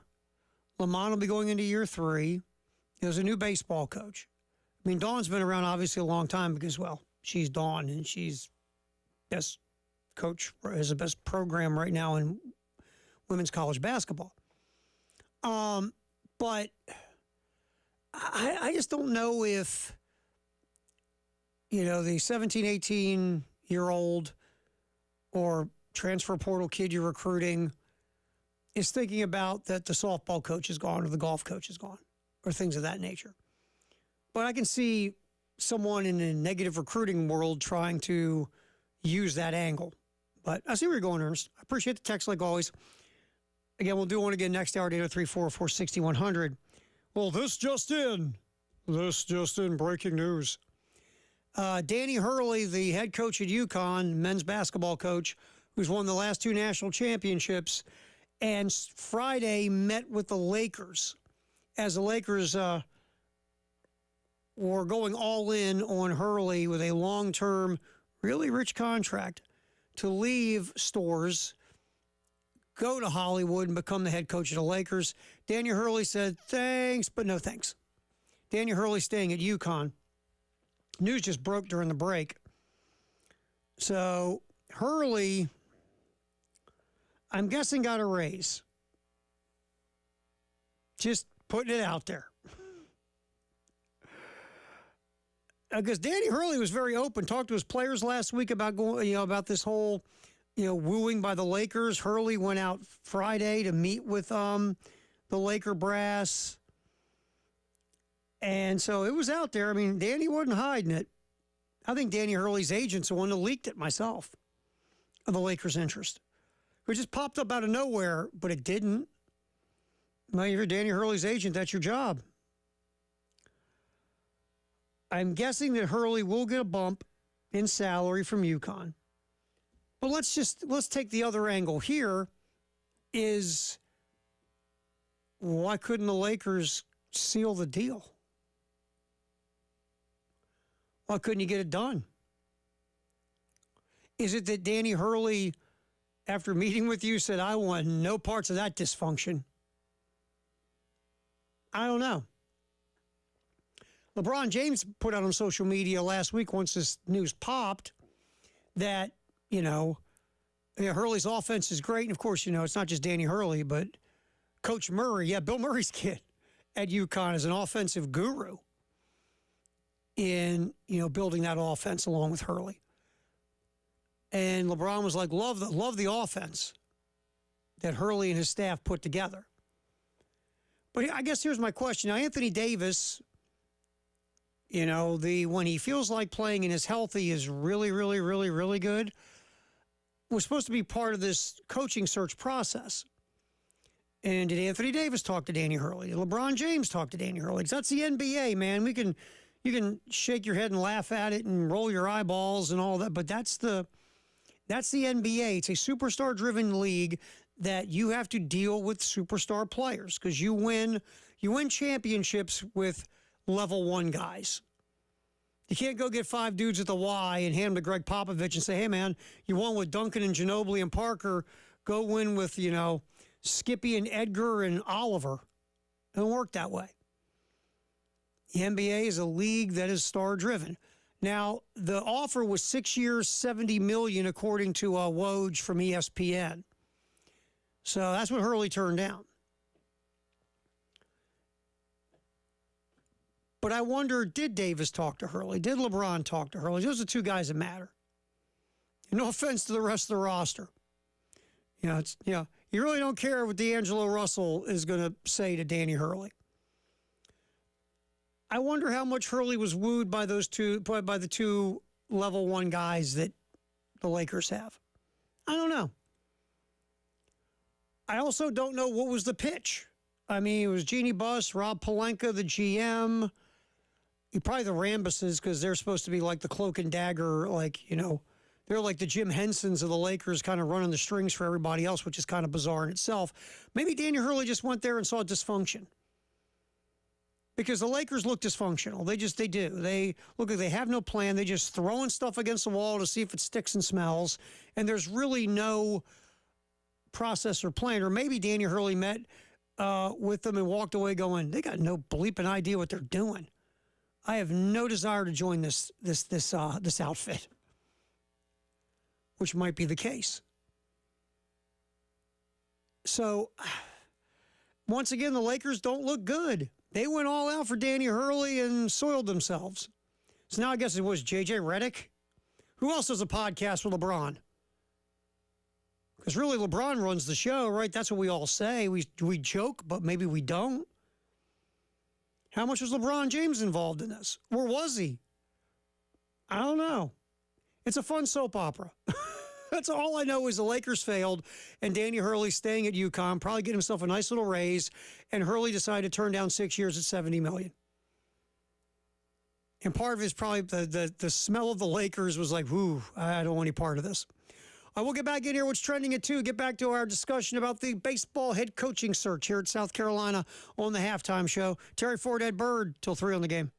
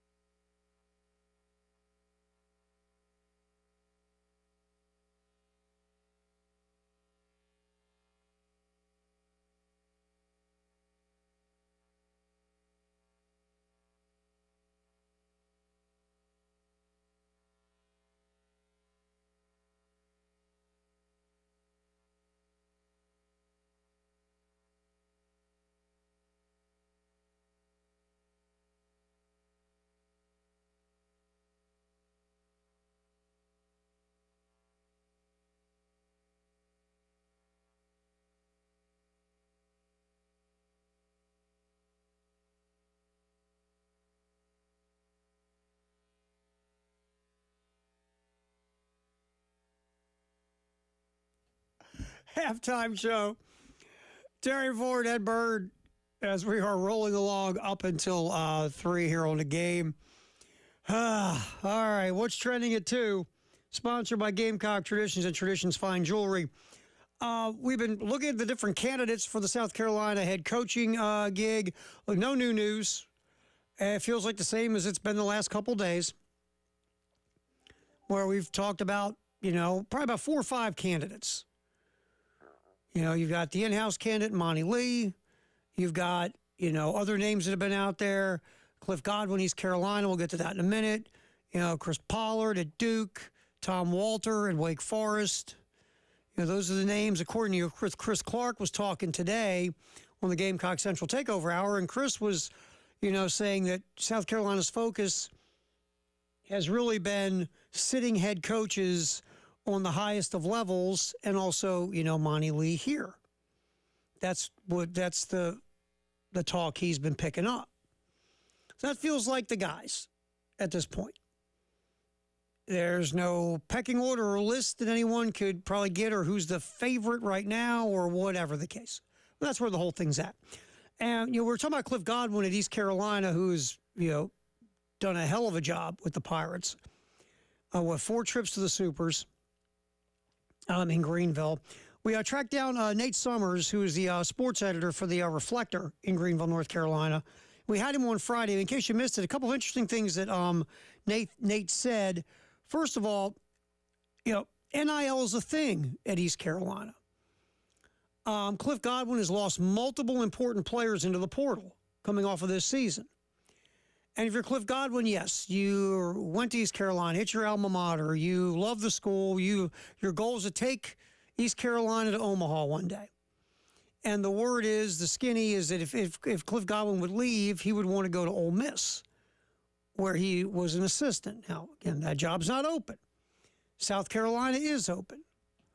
And would this be different than the other times that bigger programs have reached out to Godwin because of this NIL situation at East Carolina, where you can't compete with the power leagues and their NIL? So here is Nate Summers talking about what the NIL deal is at East Carolina. It's cut for, Edward. Well, I think it's what it is at a lot of places, that they've raised a lot of money. I mean, my email is constantly, getting hit with releases from ECU saying that some name fill in the blank has donated $100,000 or $1 million or whatever. I couldn't tell you off the top of my head where those coffers are, but it's not, I don't think, going to ever be comparable. I don't think anything that has come with NIL has changed, certainly hasn't leveled the playing field in any way. I mean, sure, this person or that person can, that's a deep pocket somewhere could donate $20 million to Middle Tennessee or somebody, and they could hit it rich. But I think most of, if you're not in a Power 5 conference, you're not gaining anything through NIL. And I mean, yes, they've built some money up for sure. And of course that helps, but I just don't know that you're able to do anything different than the guy next to you, basically. And the way that it's always been since long before NIL, since it was about TV money or whatever. I mean, the group of 5 leagues, are always kind of in a scramble to keep track of all the changes financially. So, the NIL situation, I think is pretty decent here by comparison, but again, I don't think you can compete with kids that might want to go to the SEC, or in this case, a coach that might want to do that, just to have that advantage. Yeah, it's got to be frustrating if you're like a Cliff Godwin. You're a guy who has done a heck of a job, and you're in a program that has won. It's been a good program for a while. And you, again, it's your alma mater. You grew up down the street. You want to get that alma mater to Omaha. Now you're looking around, you're seeing your players go in the portal. They're going to get NIL deals you can't match. How frustrating is that? You're not on a level playing field, or even a less level playing field than ever. And it's going to get worse. And do you go, well, I'll stay here and fight it out and grind on it and I'll push that rock up the hill every year? Or do you go, you know what, screw it. I love it here, but I want to go somewhere where I know I can truly compete to get to Omaha on the highest of levels. And that's power leagues. So that's what Cliff is going, that's the answer only Cliff Godwin will be able to answer. And of course, obviously he's going to get paid more money to come to South Carolina. But he's making $600,000 right now at East Carolina. All right, Ed Bird, here we go. Let's get another one in here real quick. And this is cut 3 about Godwin and maybe going down that NIL rabbit hole a little bit with Nate Summers, sports editor from The Reflector in Greenville. Is the South Carolina job more attractive than the others have been offered to him? It's tough when a coach manages to stay around for a decade, especially at their alma mater. It's one of those things. Does that make it more likely that he'll leave or less likely? The overriding thing that's different now, though, that even is different from a year ago or 2 years ago, or dating back to when he first started getting some SEC interest. I feel like even after that second season, I think it was maybe the Alabama job. So that has been like a kind of a constant backdrop, I feel like, in the offseason. But it is different now. The power of NIL, power of the transfer portal, changed everything in college sports. But, if you're East Carolina, it creates what's going to be a really tough battle every single year. And so the question is, does Cliff want to keep fighting that battle? A lot of people here are speculating that the huge losses that East Carolina has had this week in the transfer portal already, a lot of people hear that and they say, oh, well, Cliff's leaving. That's why, that's what we don't know. And they know that behind closed doors. And a lot of people are speculating that this huge exodus that we've had this week is because Cliff is leaving. But I think it might just be the reality that this is going to be every year. I mean, the basketball team here just went through the same thing, and that wasn't because the coach was leaving. That was because the transfer portal is a free-for-all. And so, I think maybe if Cliff doesn't want to fight that battle of rebuilding his team every year and wants to maybe have a little bit more of an advantage and be able to leverage some NIL money at the kids he's recruiting, he would have to at some point take that leap. So, I guess that's my general analysis of it to this point. It's a different world, like we said. You're going to keep fighting that fight every year. It's going to be a fight for mid-majors on all sports compared to the power leagues with more money and more resources. So we'll see where that goes. But one last cut here real quick from Nate Summers from The Reflector and Greenville sports editor. That's cut 7, Ed. Would he be surprised if Cliff Godwin, because of what we just talked about, made that leap from East Carolina to South Carolina? I'm gonna, I'll side with you. He's back. He's here. He's in Greenville, North Carolina. That said, I wouldn't be stunned if this were the, maybe just again, given the landscape of things, given the volatile atmosphere and the huge gap between Group of Five and Power Five, it wouldn't stun me if this was the time he took a leap.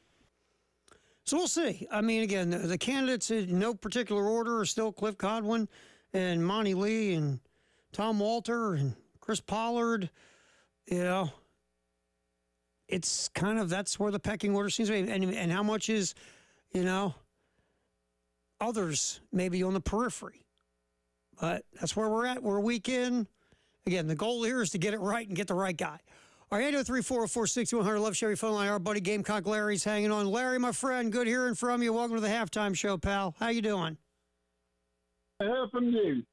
I'm sitting here looking out my window to listen to the radio, and it really doesn't matter to me who they hire as a Gamecock baseball coach, as long as he hires the man that he thinks and what we hope for can lead us back to not where we were, back to where we were. We're never going to get another Ray Tanner. But get somebody back then. I don't care who it is. I'm a Gamecock. I'm going to be a Gamecock. I'm going to stay a Gamecock. But get him right man, the man that we think and we hope can lead us back. But I'm going to tell you something else that's just happened to me. I told my granddaughter to get me a bottle of body armor. Guess what she came back with? What'd she do, Larry? A bottle of orange flavor. Bought me a bottle of orange flavor body armor. Oh, She know I don't like nothing orange. And I am so glad that Clemson lost to Florida yesterday. I don't like Florida, but I'm so glad that. And another thing, I lost a little bit of respect. Well, he never had too much for him. Of Jack Leggett. What in the world is Jack Leggett, a 65-year-old man, running out on the field for, and he ain't even a coach? Why? Man, I tell you, why? That's what I mean. I don't like orange. And then Beckett, he just followed him right behind him. And now they got to sit out the first 2 games next year. Yep. Boy, he got a whole long one time, ain't he?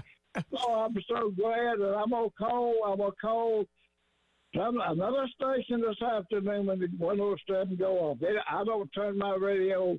Well, I got 2 radios. One on the 107.5, it stays on that. I got another one that's on this Clemson station. And I got 2 radios, so I'm you go on the 6, I'm going to turn it on the other on the radio. Well, just change over. But I'm going to tell you, I'm so glad. Jack Leggett, 6-7. And another thing, let me tell you one thing. When Jack Leggett got fired by Clemson, he did not like it. He run off. He stayed home. He wouldn't even put his foot on the ground because he didn't like Radakovich, the man that fired him. Mm-hmm. As quick as Radakovich goes to Miami, and they hired the other AD at Clemson. Well, the first year they did not too much, but after that, Jack Leggett beginning to come back. Okay, what happened? Monty Lee. I'm not saying I want Monty Lee, but it don't make no difference to me. Monty Lee had 40 or more games the first 3 years he was at Clemson. Mm-hmm. Jack Leggett, they named him an analyst or something. He stood over there on the bench looking over Monty Lee's shoulder. And what happened? They went down. Now, I know you Clemson fans don't like this, but if you don't believe me, you call me and I can give you the dates, the times, and all that when all this happened. Jack Leggett, you should have stayed home and stayed in retirement. That's all I got to say. I love my Gamecocks. I was born a Gamecock, live a Gamecock, be a Gamecock. And Coach Tanner hired a man that you think is the right man that we hope will lead us back to the promised land. That's good. There you go. There you go, Gamecocks. Look at Love you. all y'all. We love you too, Larry. We'll see you, buddy. You have a good one. It's our buddy Gamecock Larry. I was thinking about, should I ask him, what did he say to his granddaughter when she brought him that orange body armor? Because they all got to know he doesn't like orange. I don't think Larry keeps that a secret. All right. And yeah, look, we can all sit here and say who we'd like to see South Carolina hire. We all do. But at the end of the day, whoever Ray hires, obviously, you don't. I've never been that fan that can, like, if my favorite team doesn't do what I want them to do, just like, screw you guys. I hope you're not successful to make me right. No, whoever you hire, I'm in. I've always been that way. And I hope it's the right guy. Whether I agreed or disagreed with it, hey, I hope you hired the right guy and get back to where you belong. All right, we'll come back. What's trending at 2? We'll continue. Sponsored by Gamecock Traditions and Traditions Fine Jewelry. If you haven't heard, Lakers are still looking for a coach. And, oh, geez, Caitlin Clark's not on the Olympic team. We'll talk next here on the Halftime Show on the Game.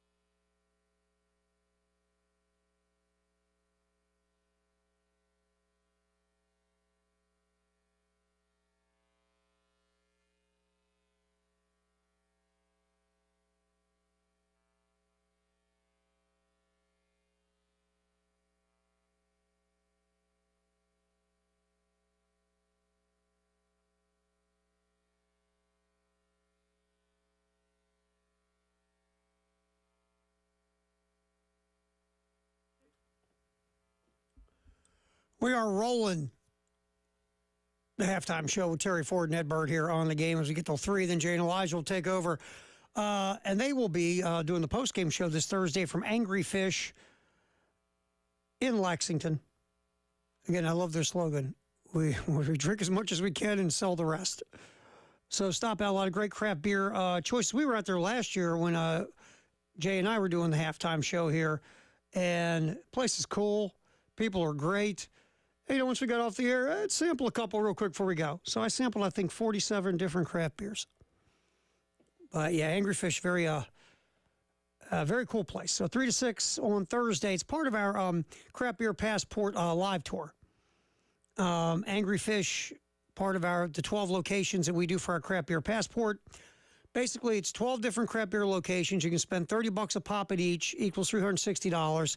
You can have that value. It can be yours for $79. Just go to 1075thegame.com, click on Sweet Deals, and grab yourself a Craft Beer Passport. All right, so if you haven't heard yet, Danny Hurley has turned down the Lakers and is staying in Storrs, Connecticut to coach UConn. We talked about this when it broke about roughly about a half hour ago. And my thought was that the Lakers couldn't close the deal. Danny Hurley flew out there Friday. Have you ever been part of like either interviewing people or being interviewed, and you get invited to like their place? That means they're serious about hiring you. They wouldn't waste their time bringing you in if they aren't interested in possibly hiring you.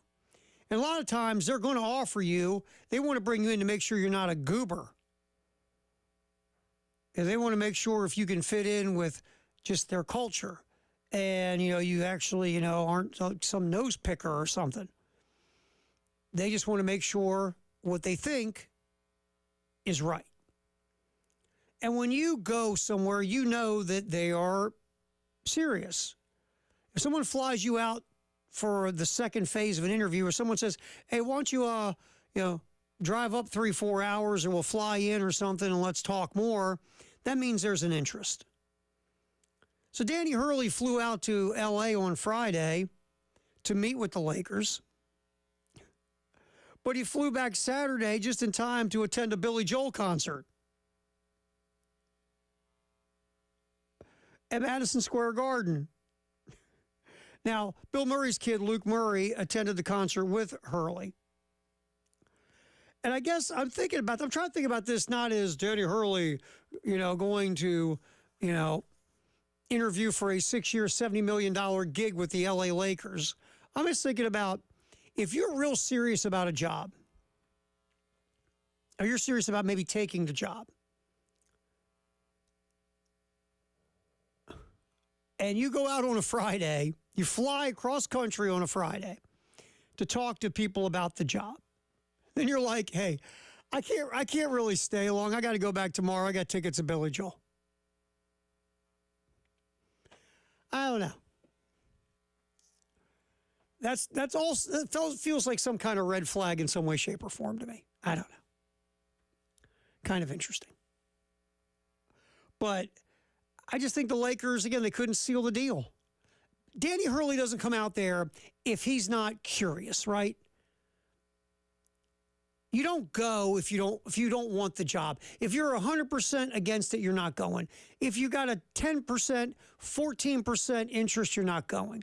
You've got interest because you're going to take your butt to an airport, which today's a pain in the backside, right?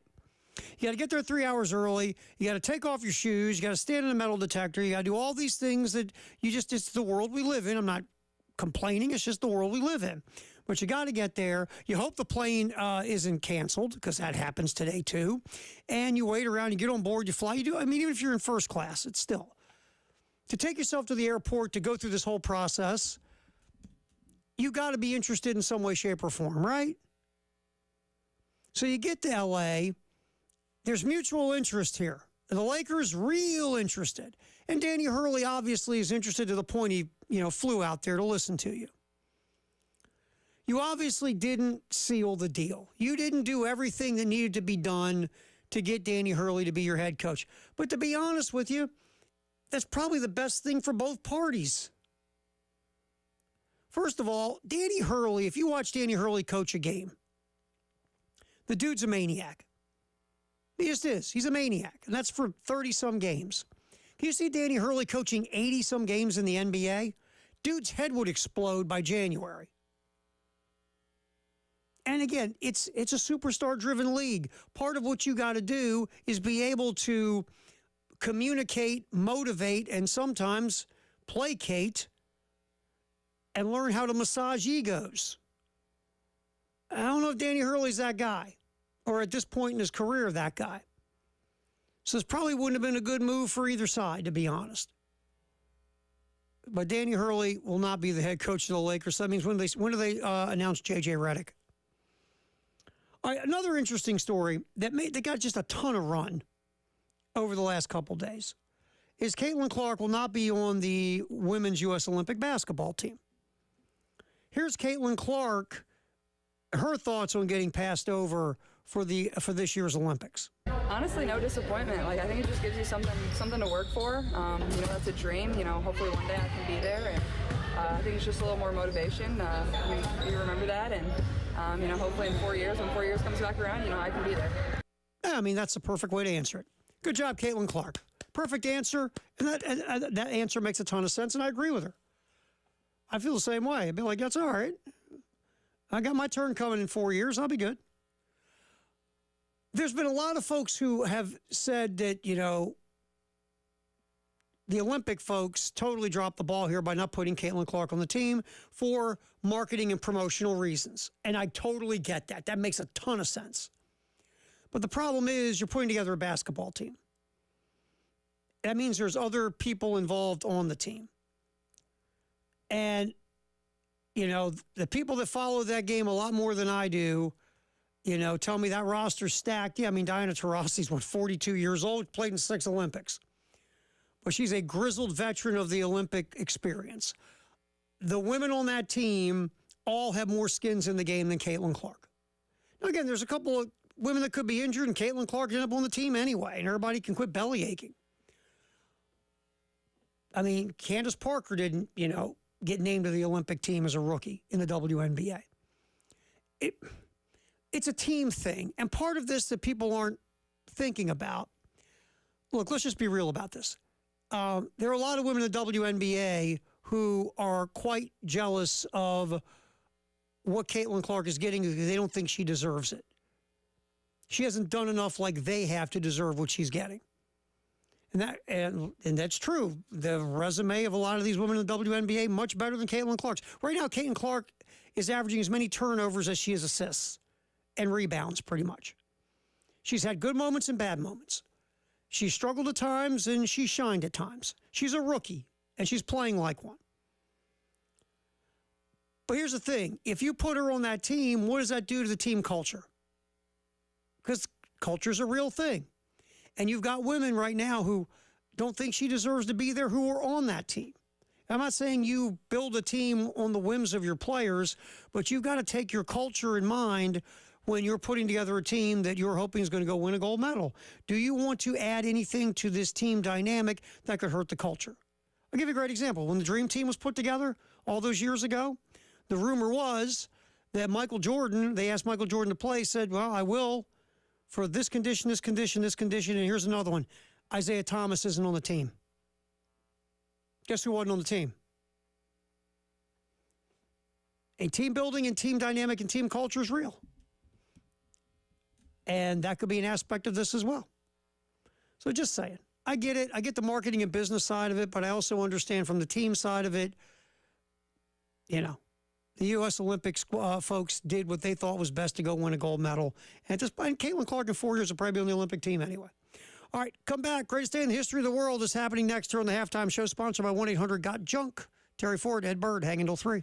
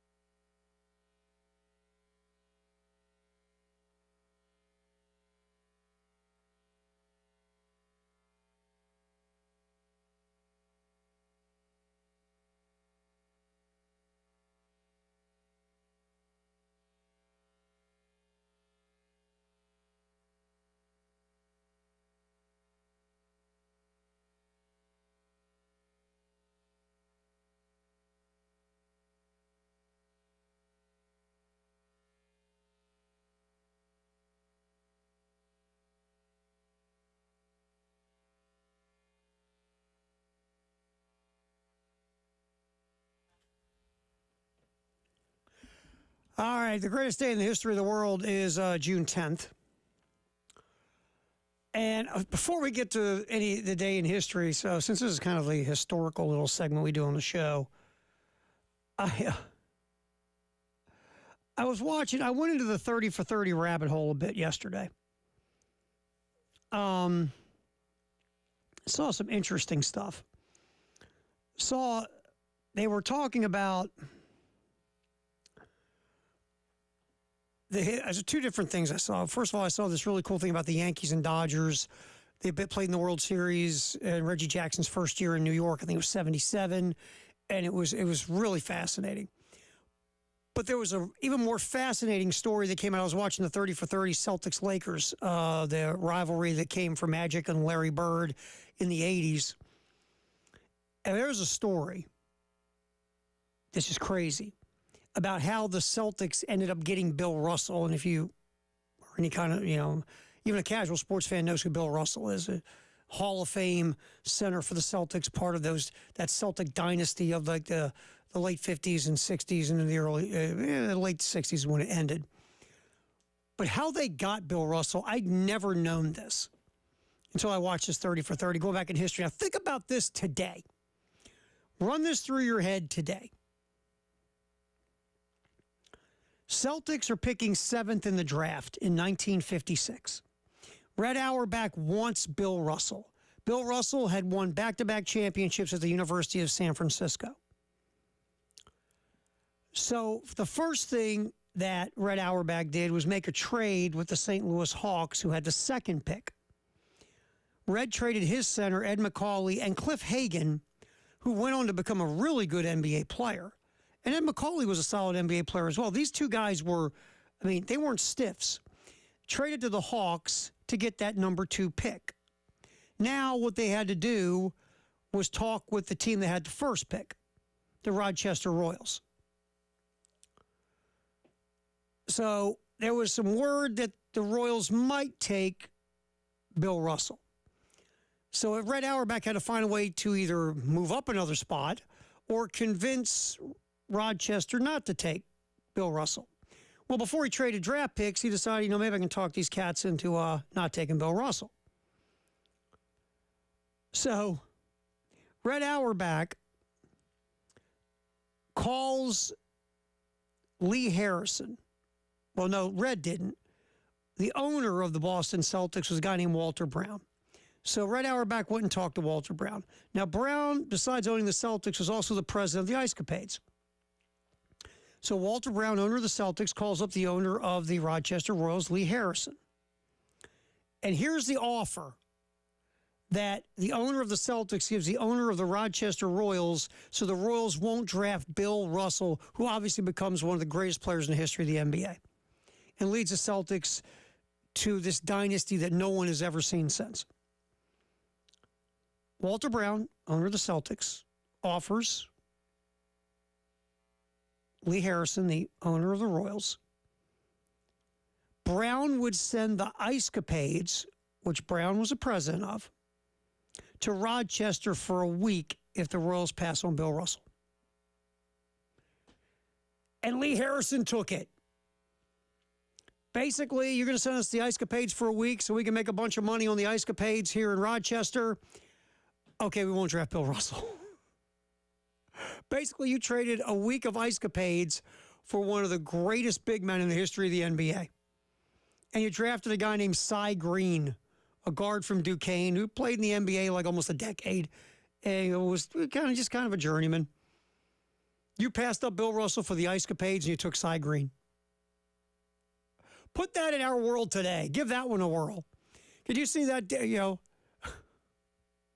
Adam Silver gets up. Rochester Royals trade the first round pick to the Boston Celtics in exchange for the Ice Capades. It's craziness. That is craziness.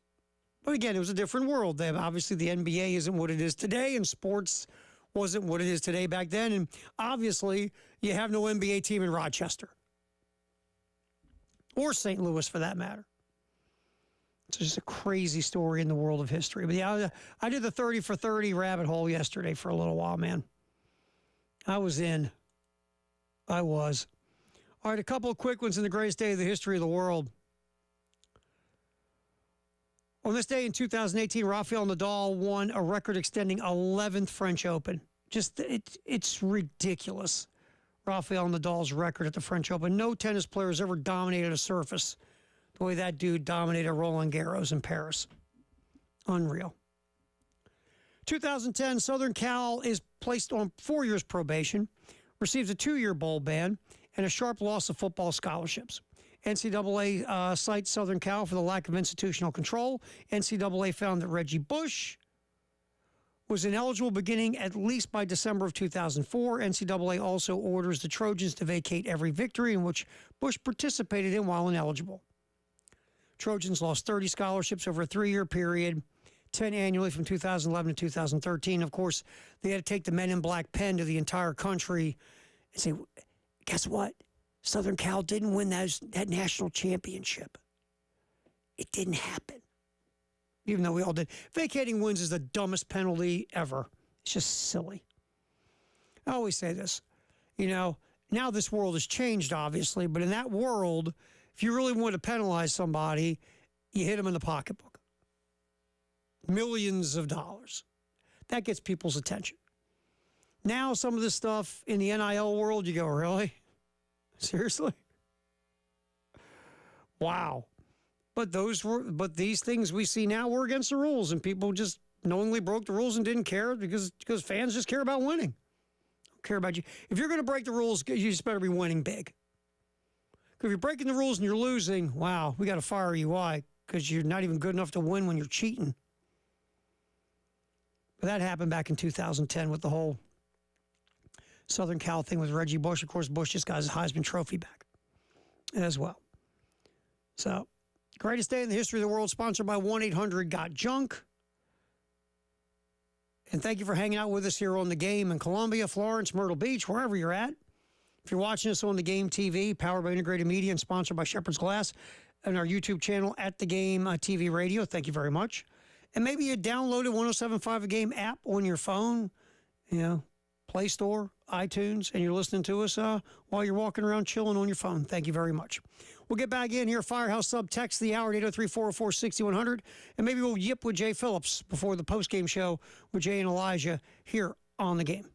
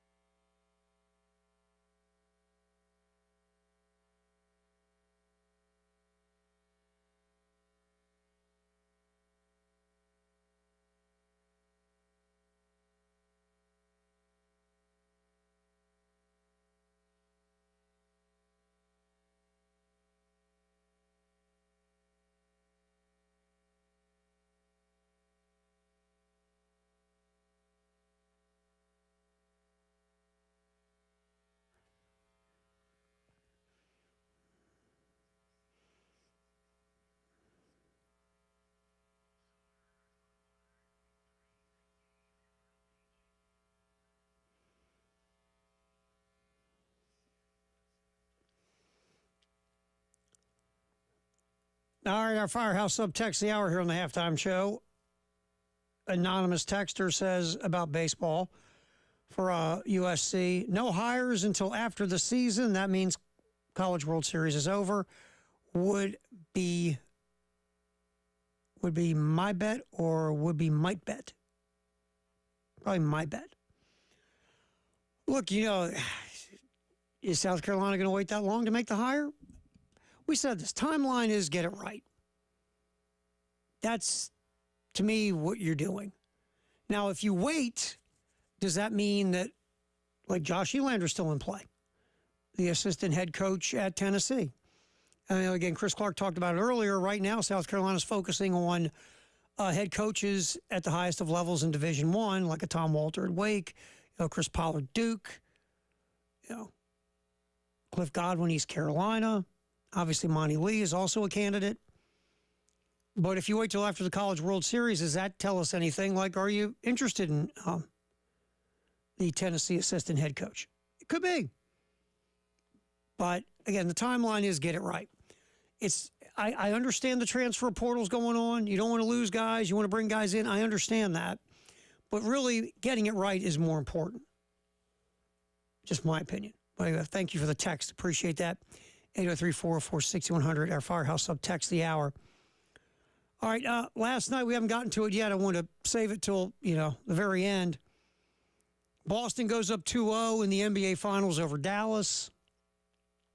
Celtics shot 62% inside the three-point line last night. Couldn't make a three to save their life. They shot like 25% from three. Jason Tatum struggled again, only 6 of 20, but his floor game was unreal. 12 assists, 9 rebounds. Tatum did score 18 on 22 shots, not 20, 22 shots. But the other things Tatum did on the floor, playing defense.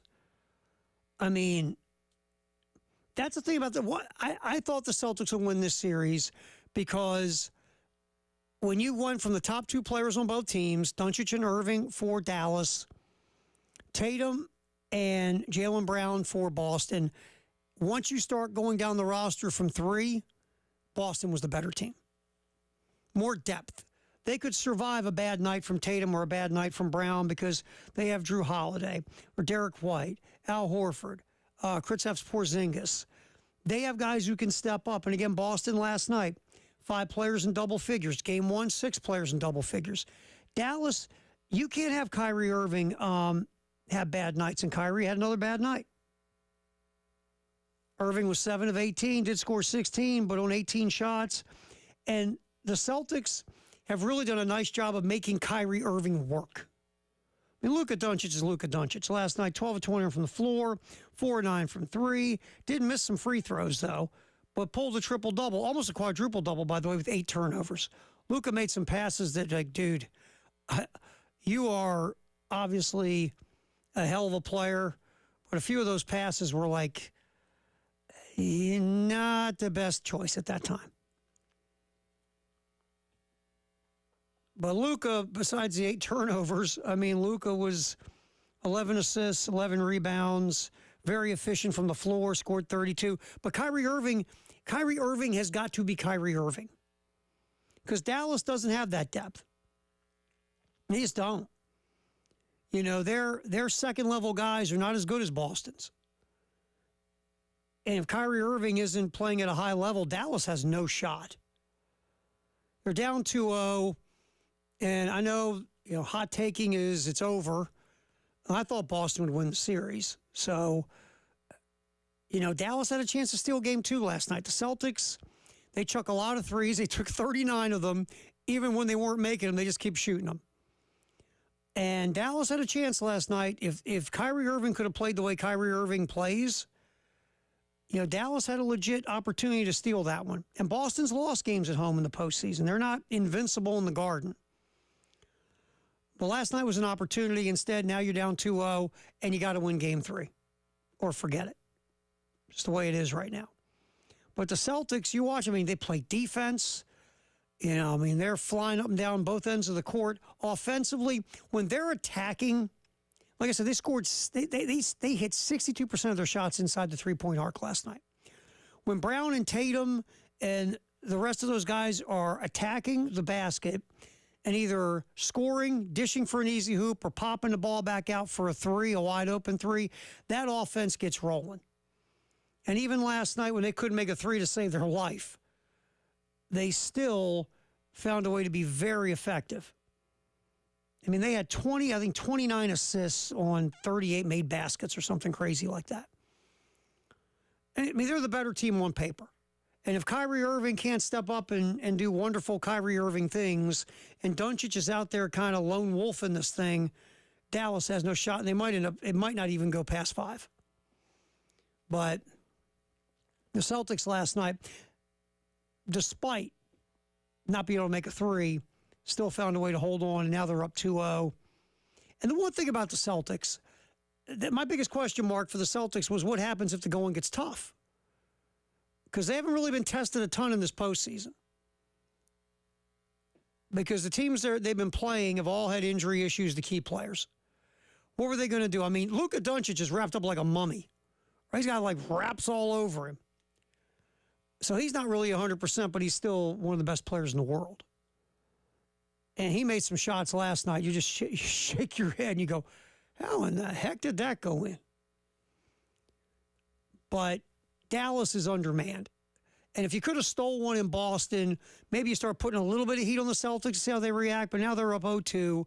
And again, if you're Dallas, you don't win game 3, this thing's done.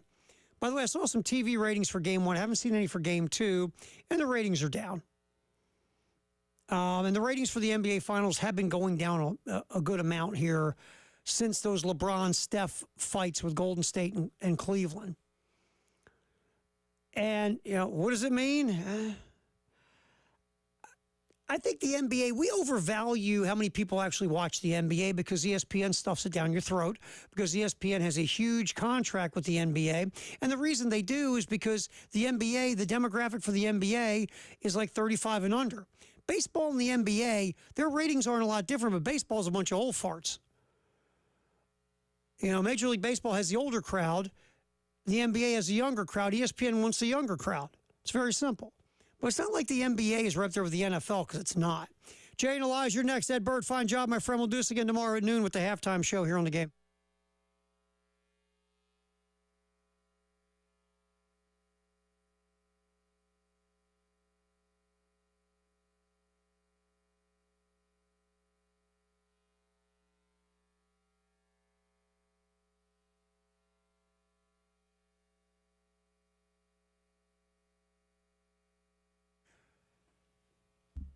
So you want to do stuff to the home. You want to maybe put in new appliances, maybe new shower, maybe new tub. Maybe you want some lighting. You want to change that up. Fixtures, maybe some plumbing stuff. Whatever direction you want to go, one place you want to go is 1331 Gadsden in the Vista, the Nest. Matter of fact, call 803-979-2025. Tell them what you're looking to do. They'll invite you in. You sit and talk with an expert. They got over 70 years of experience at the Nest.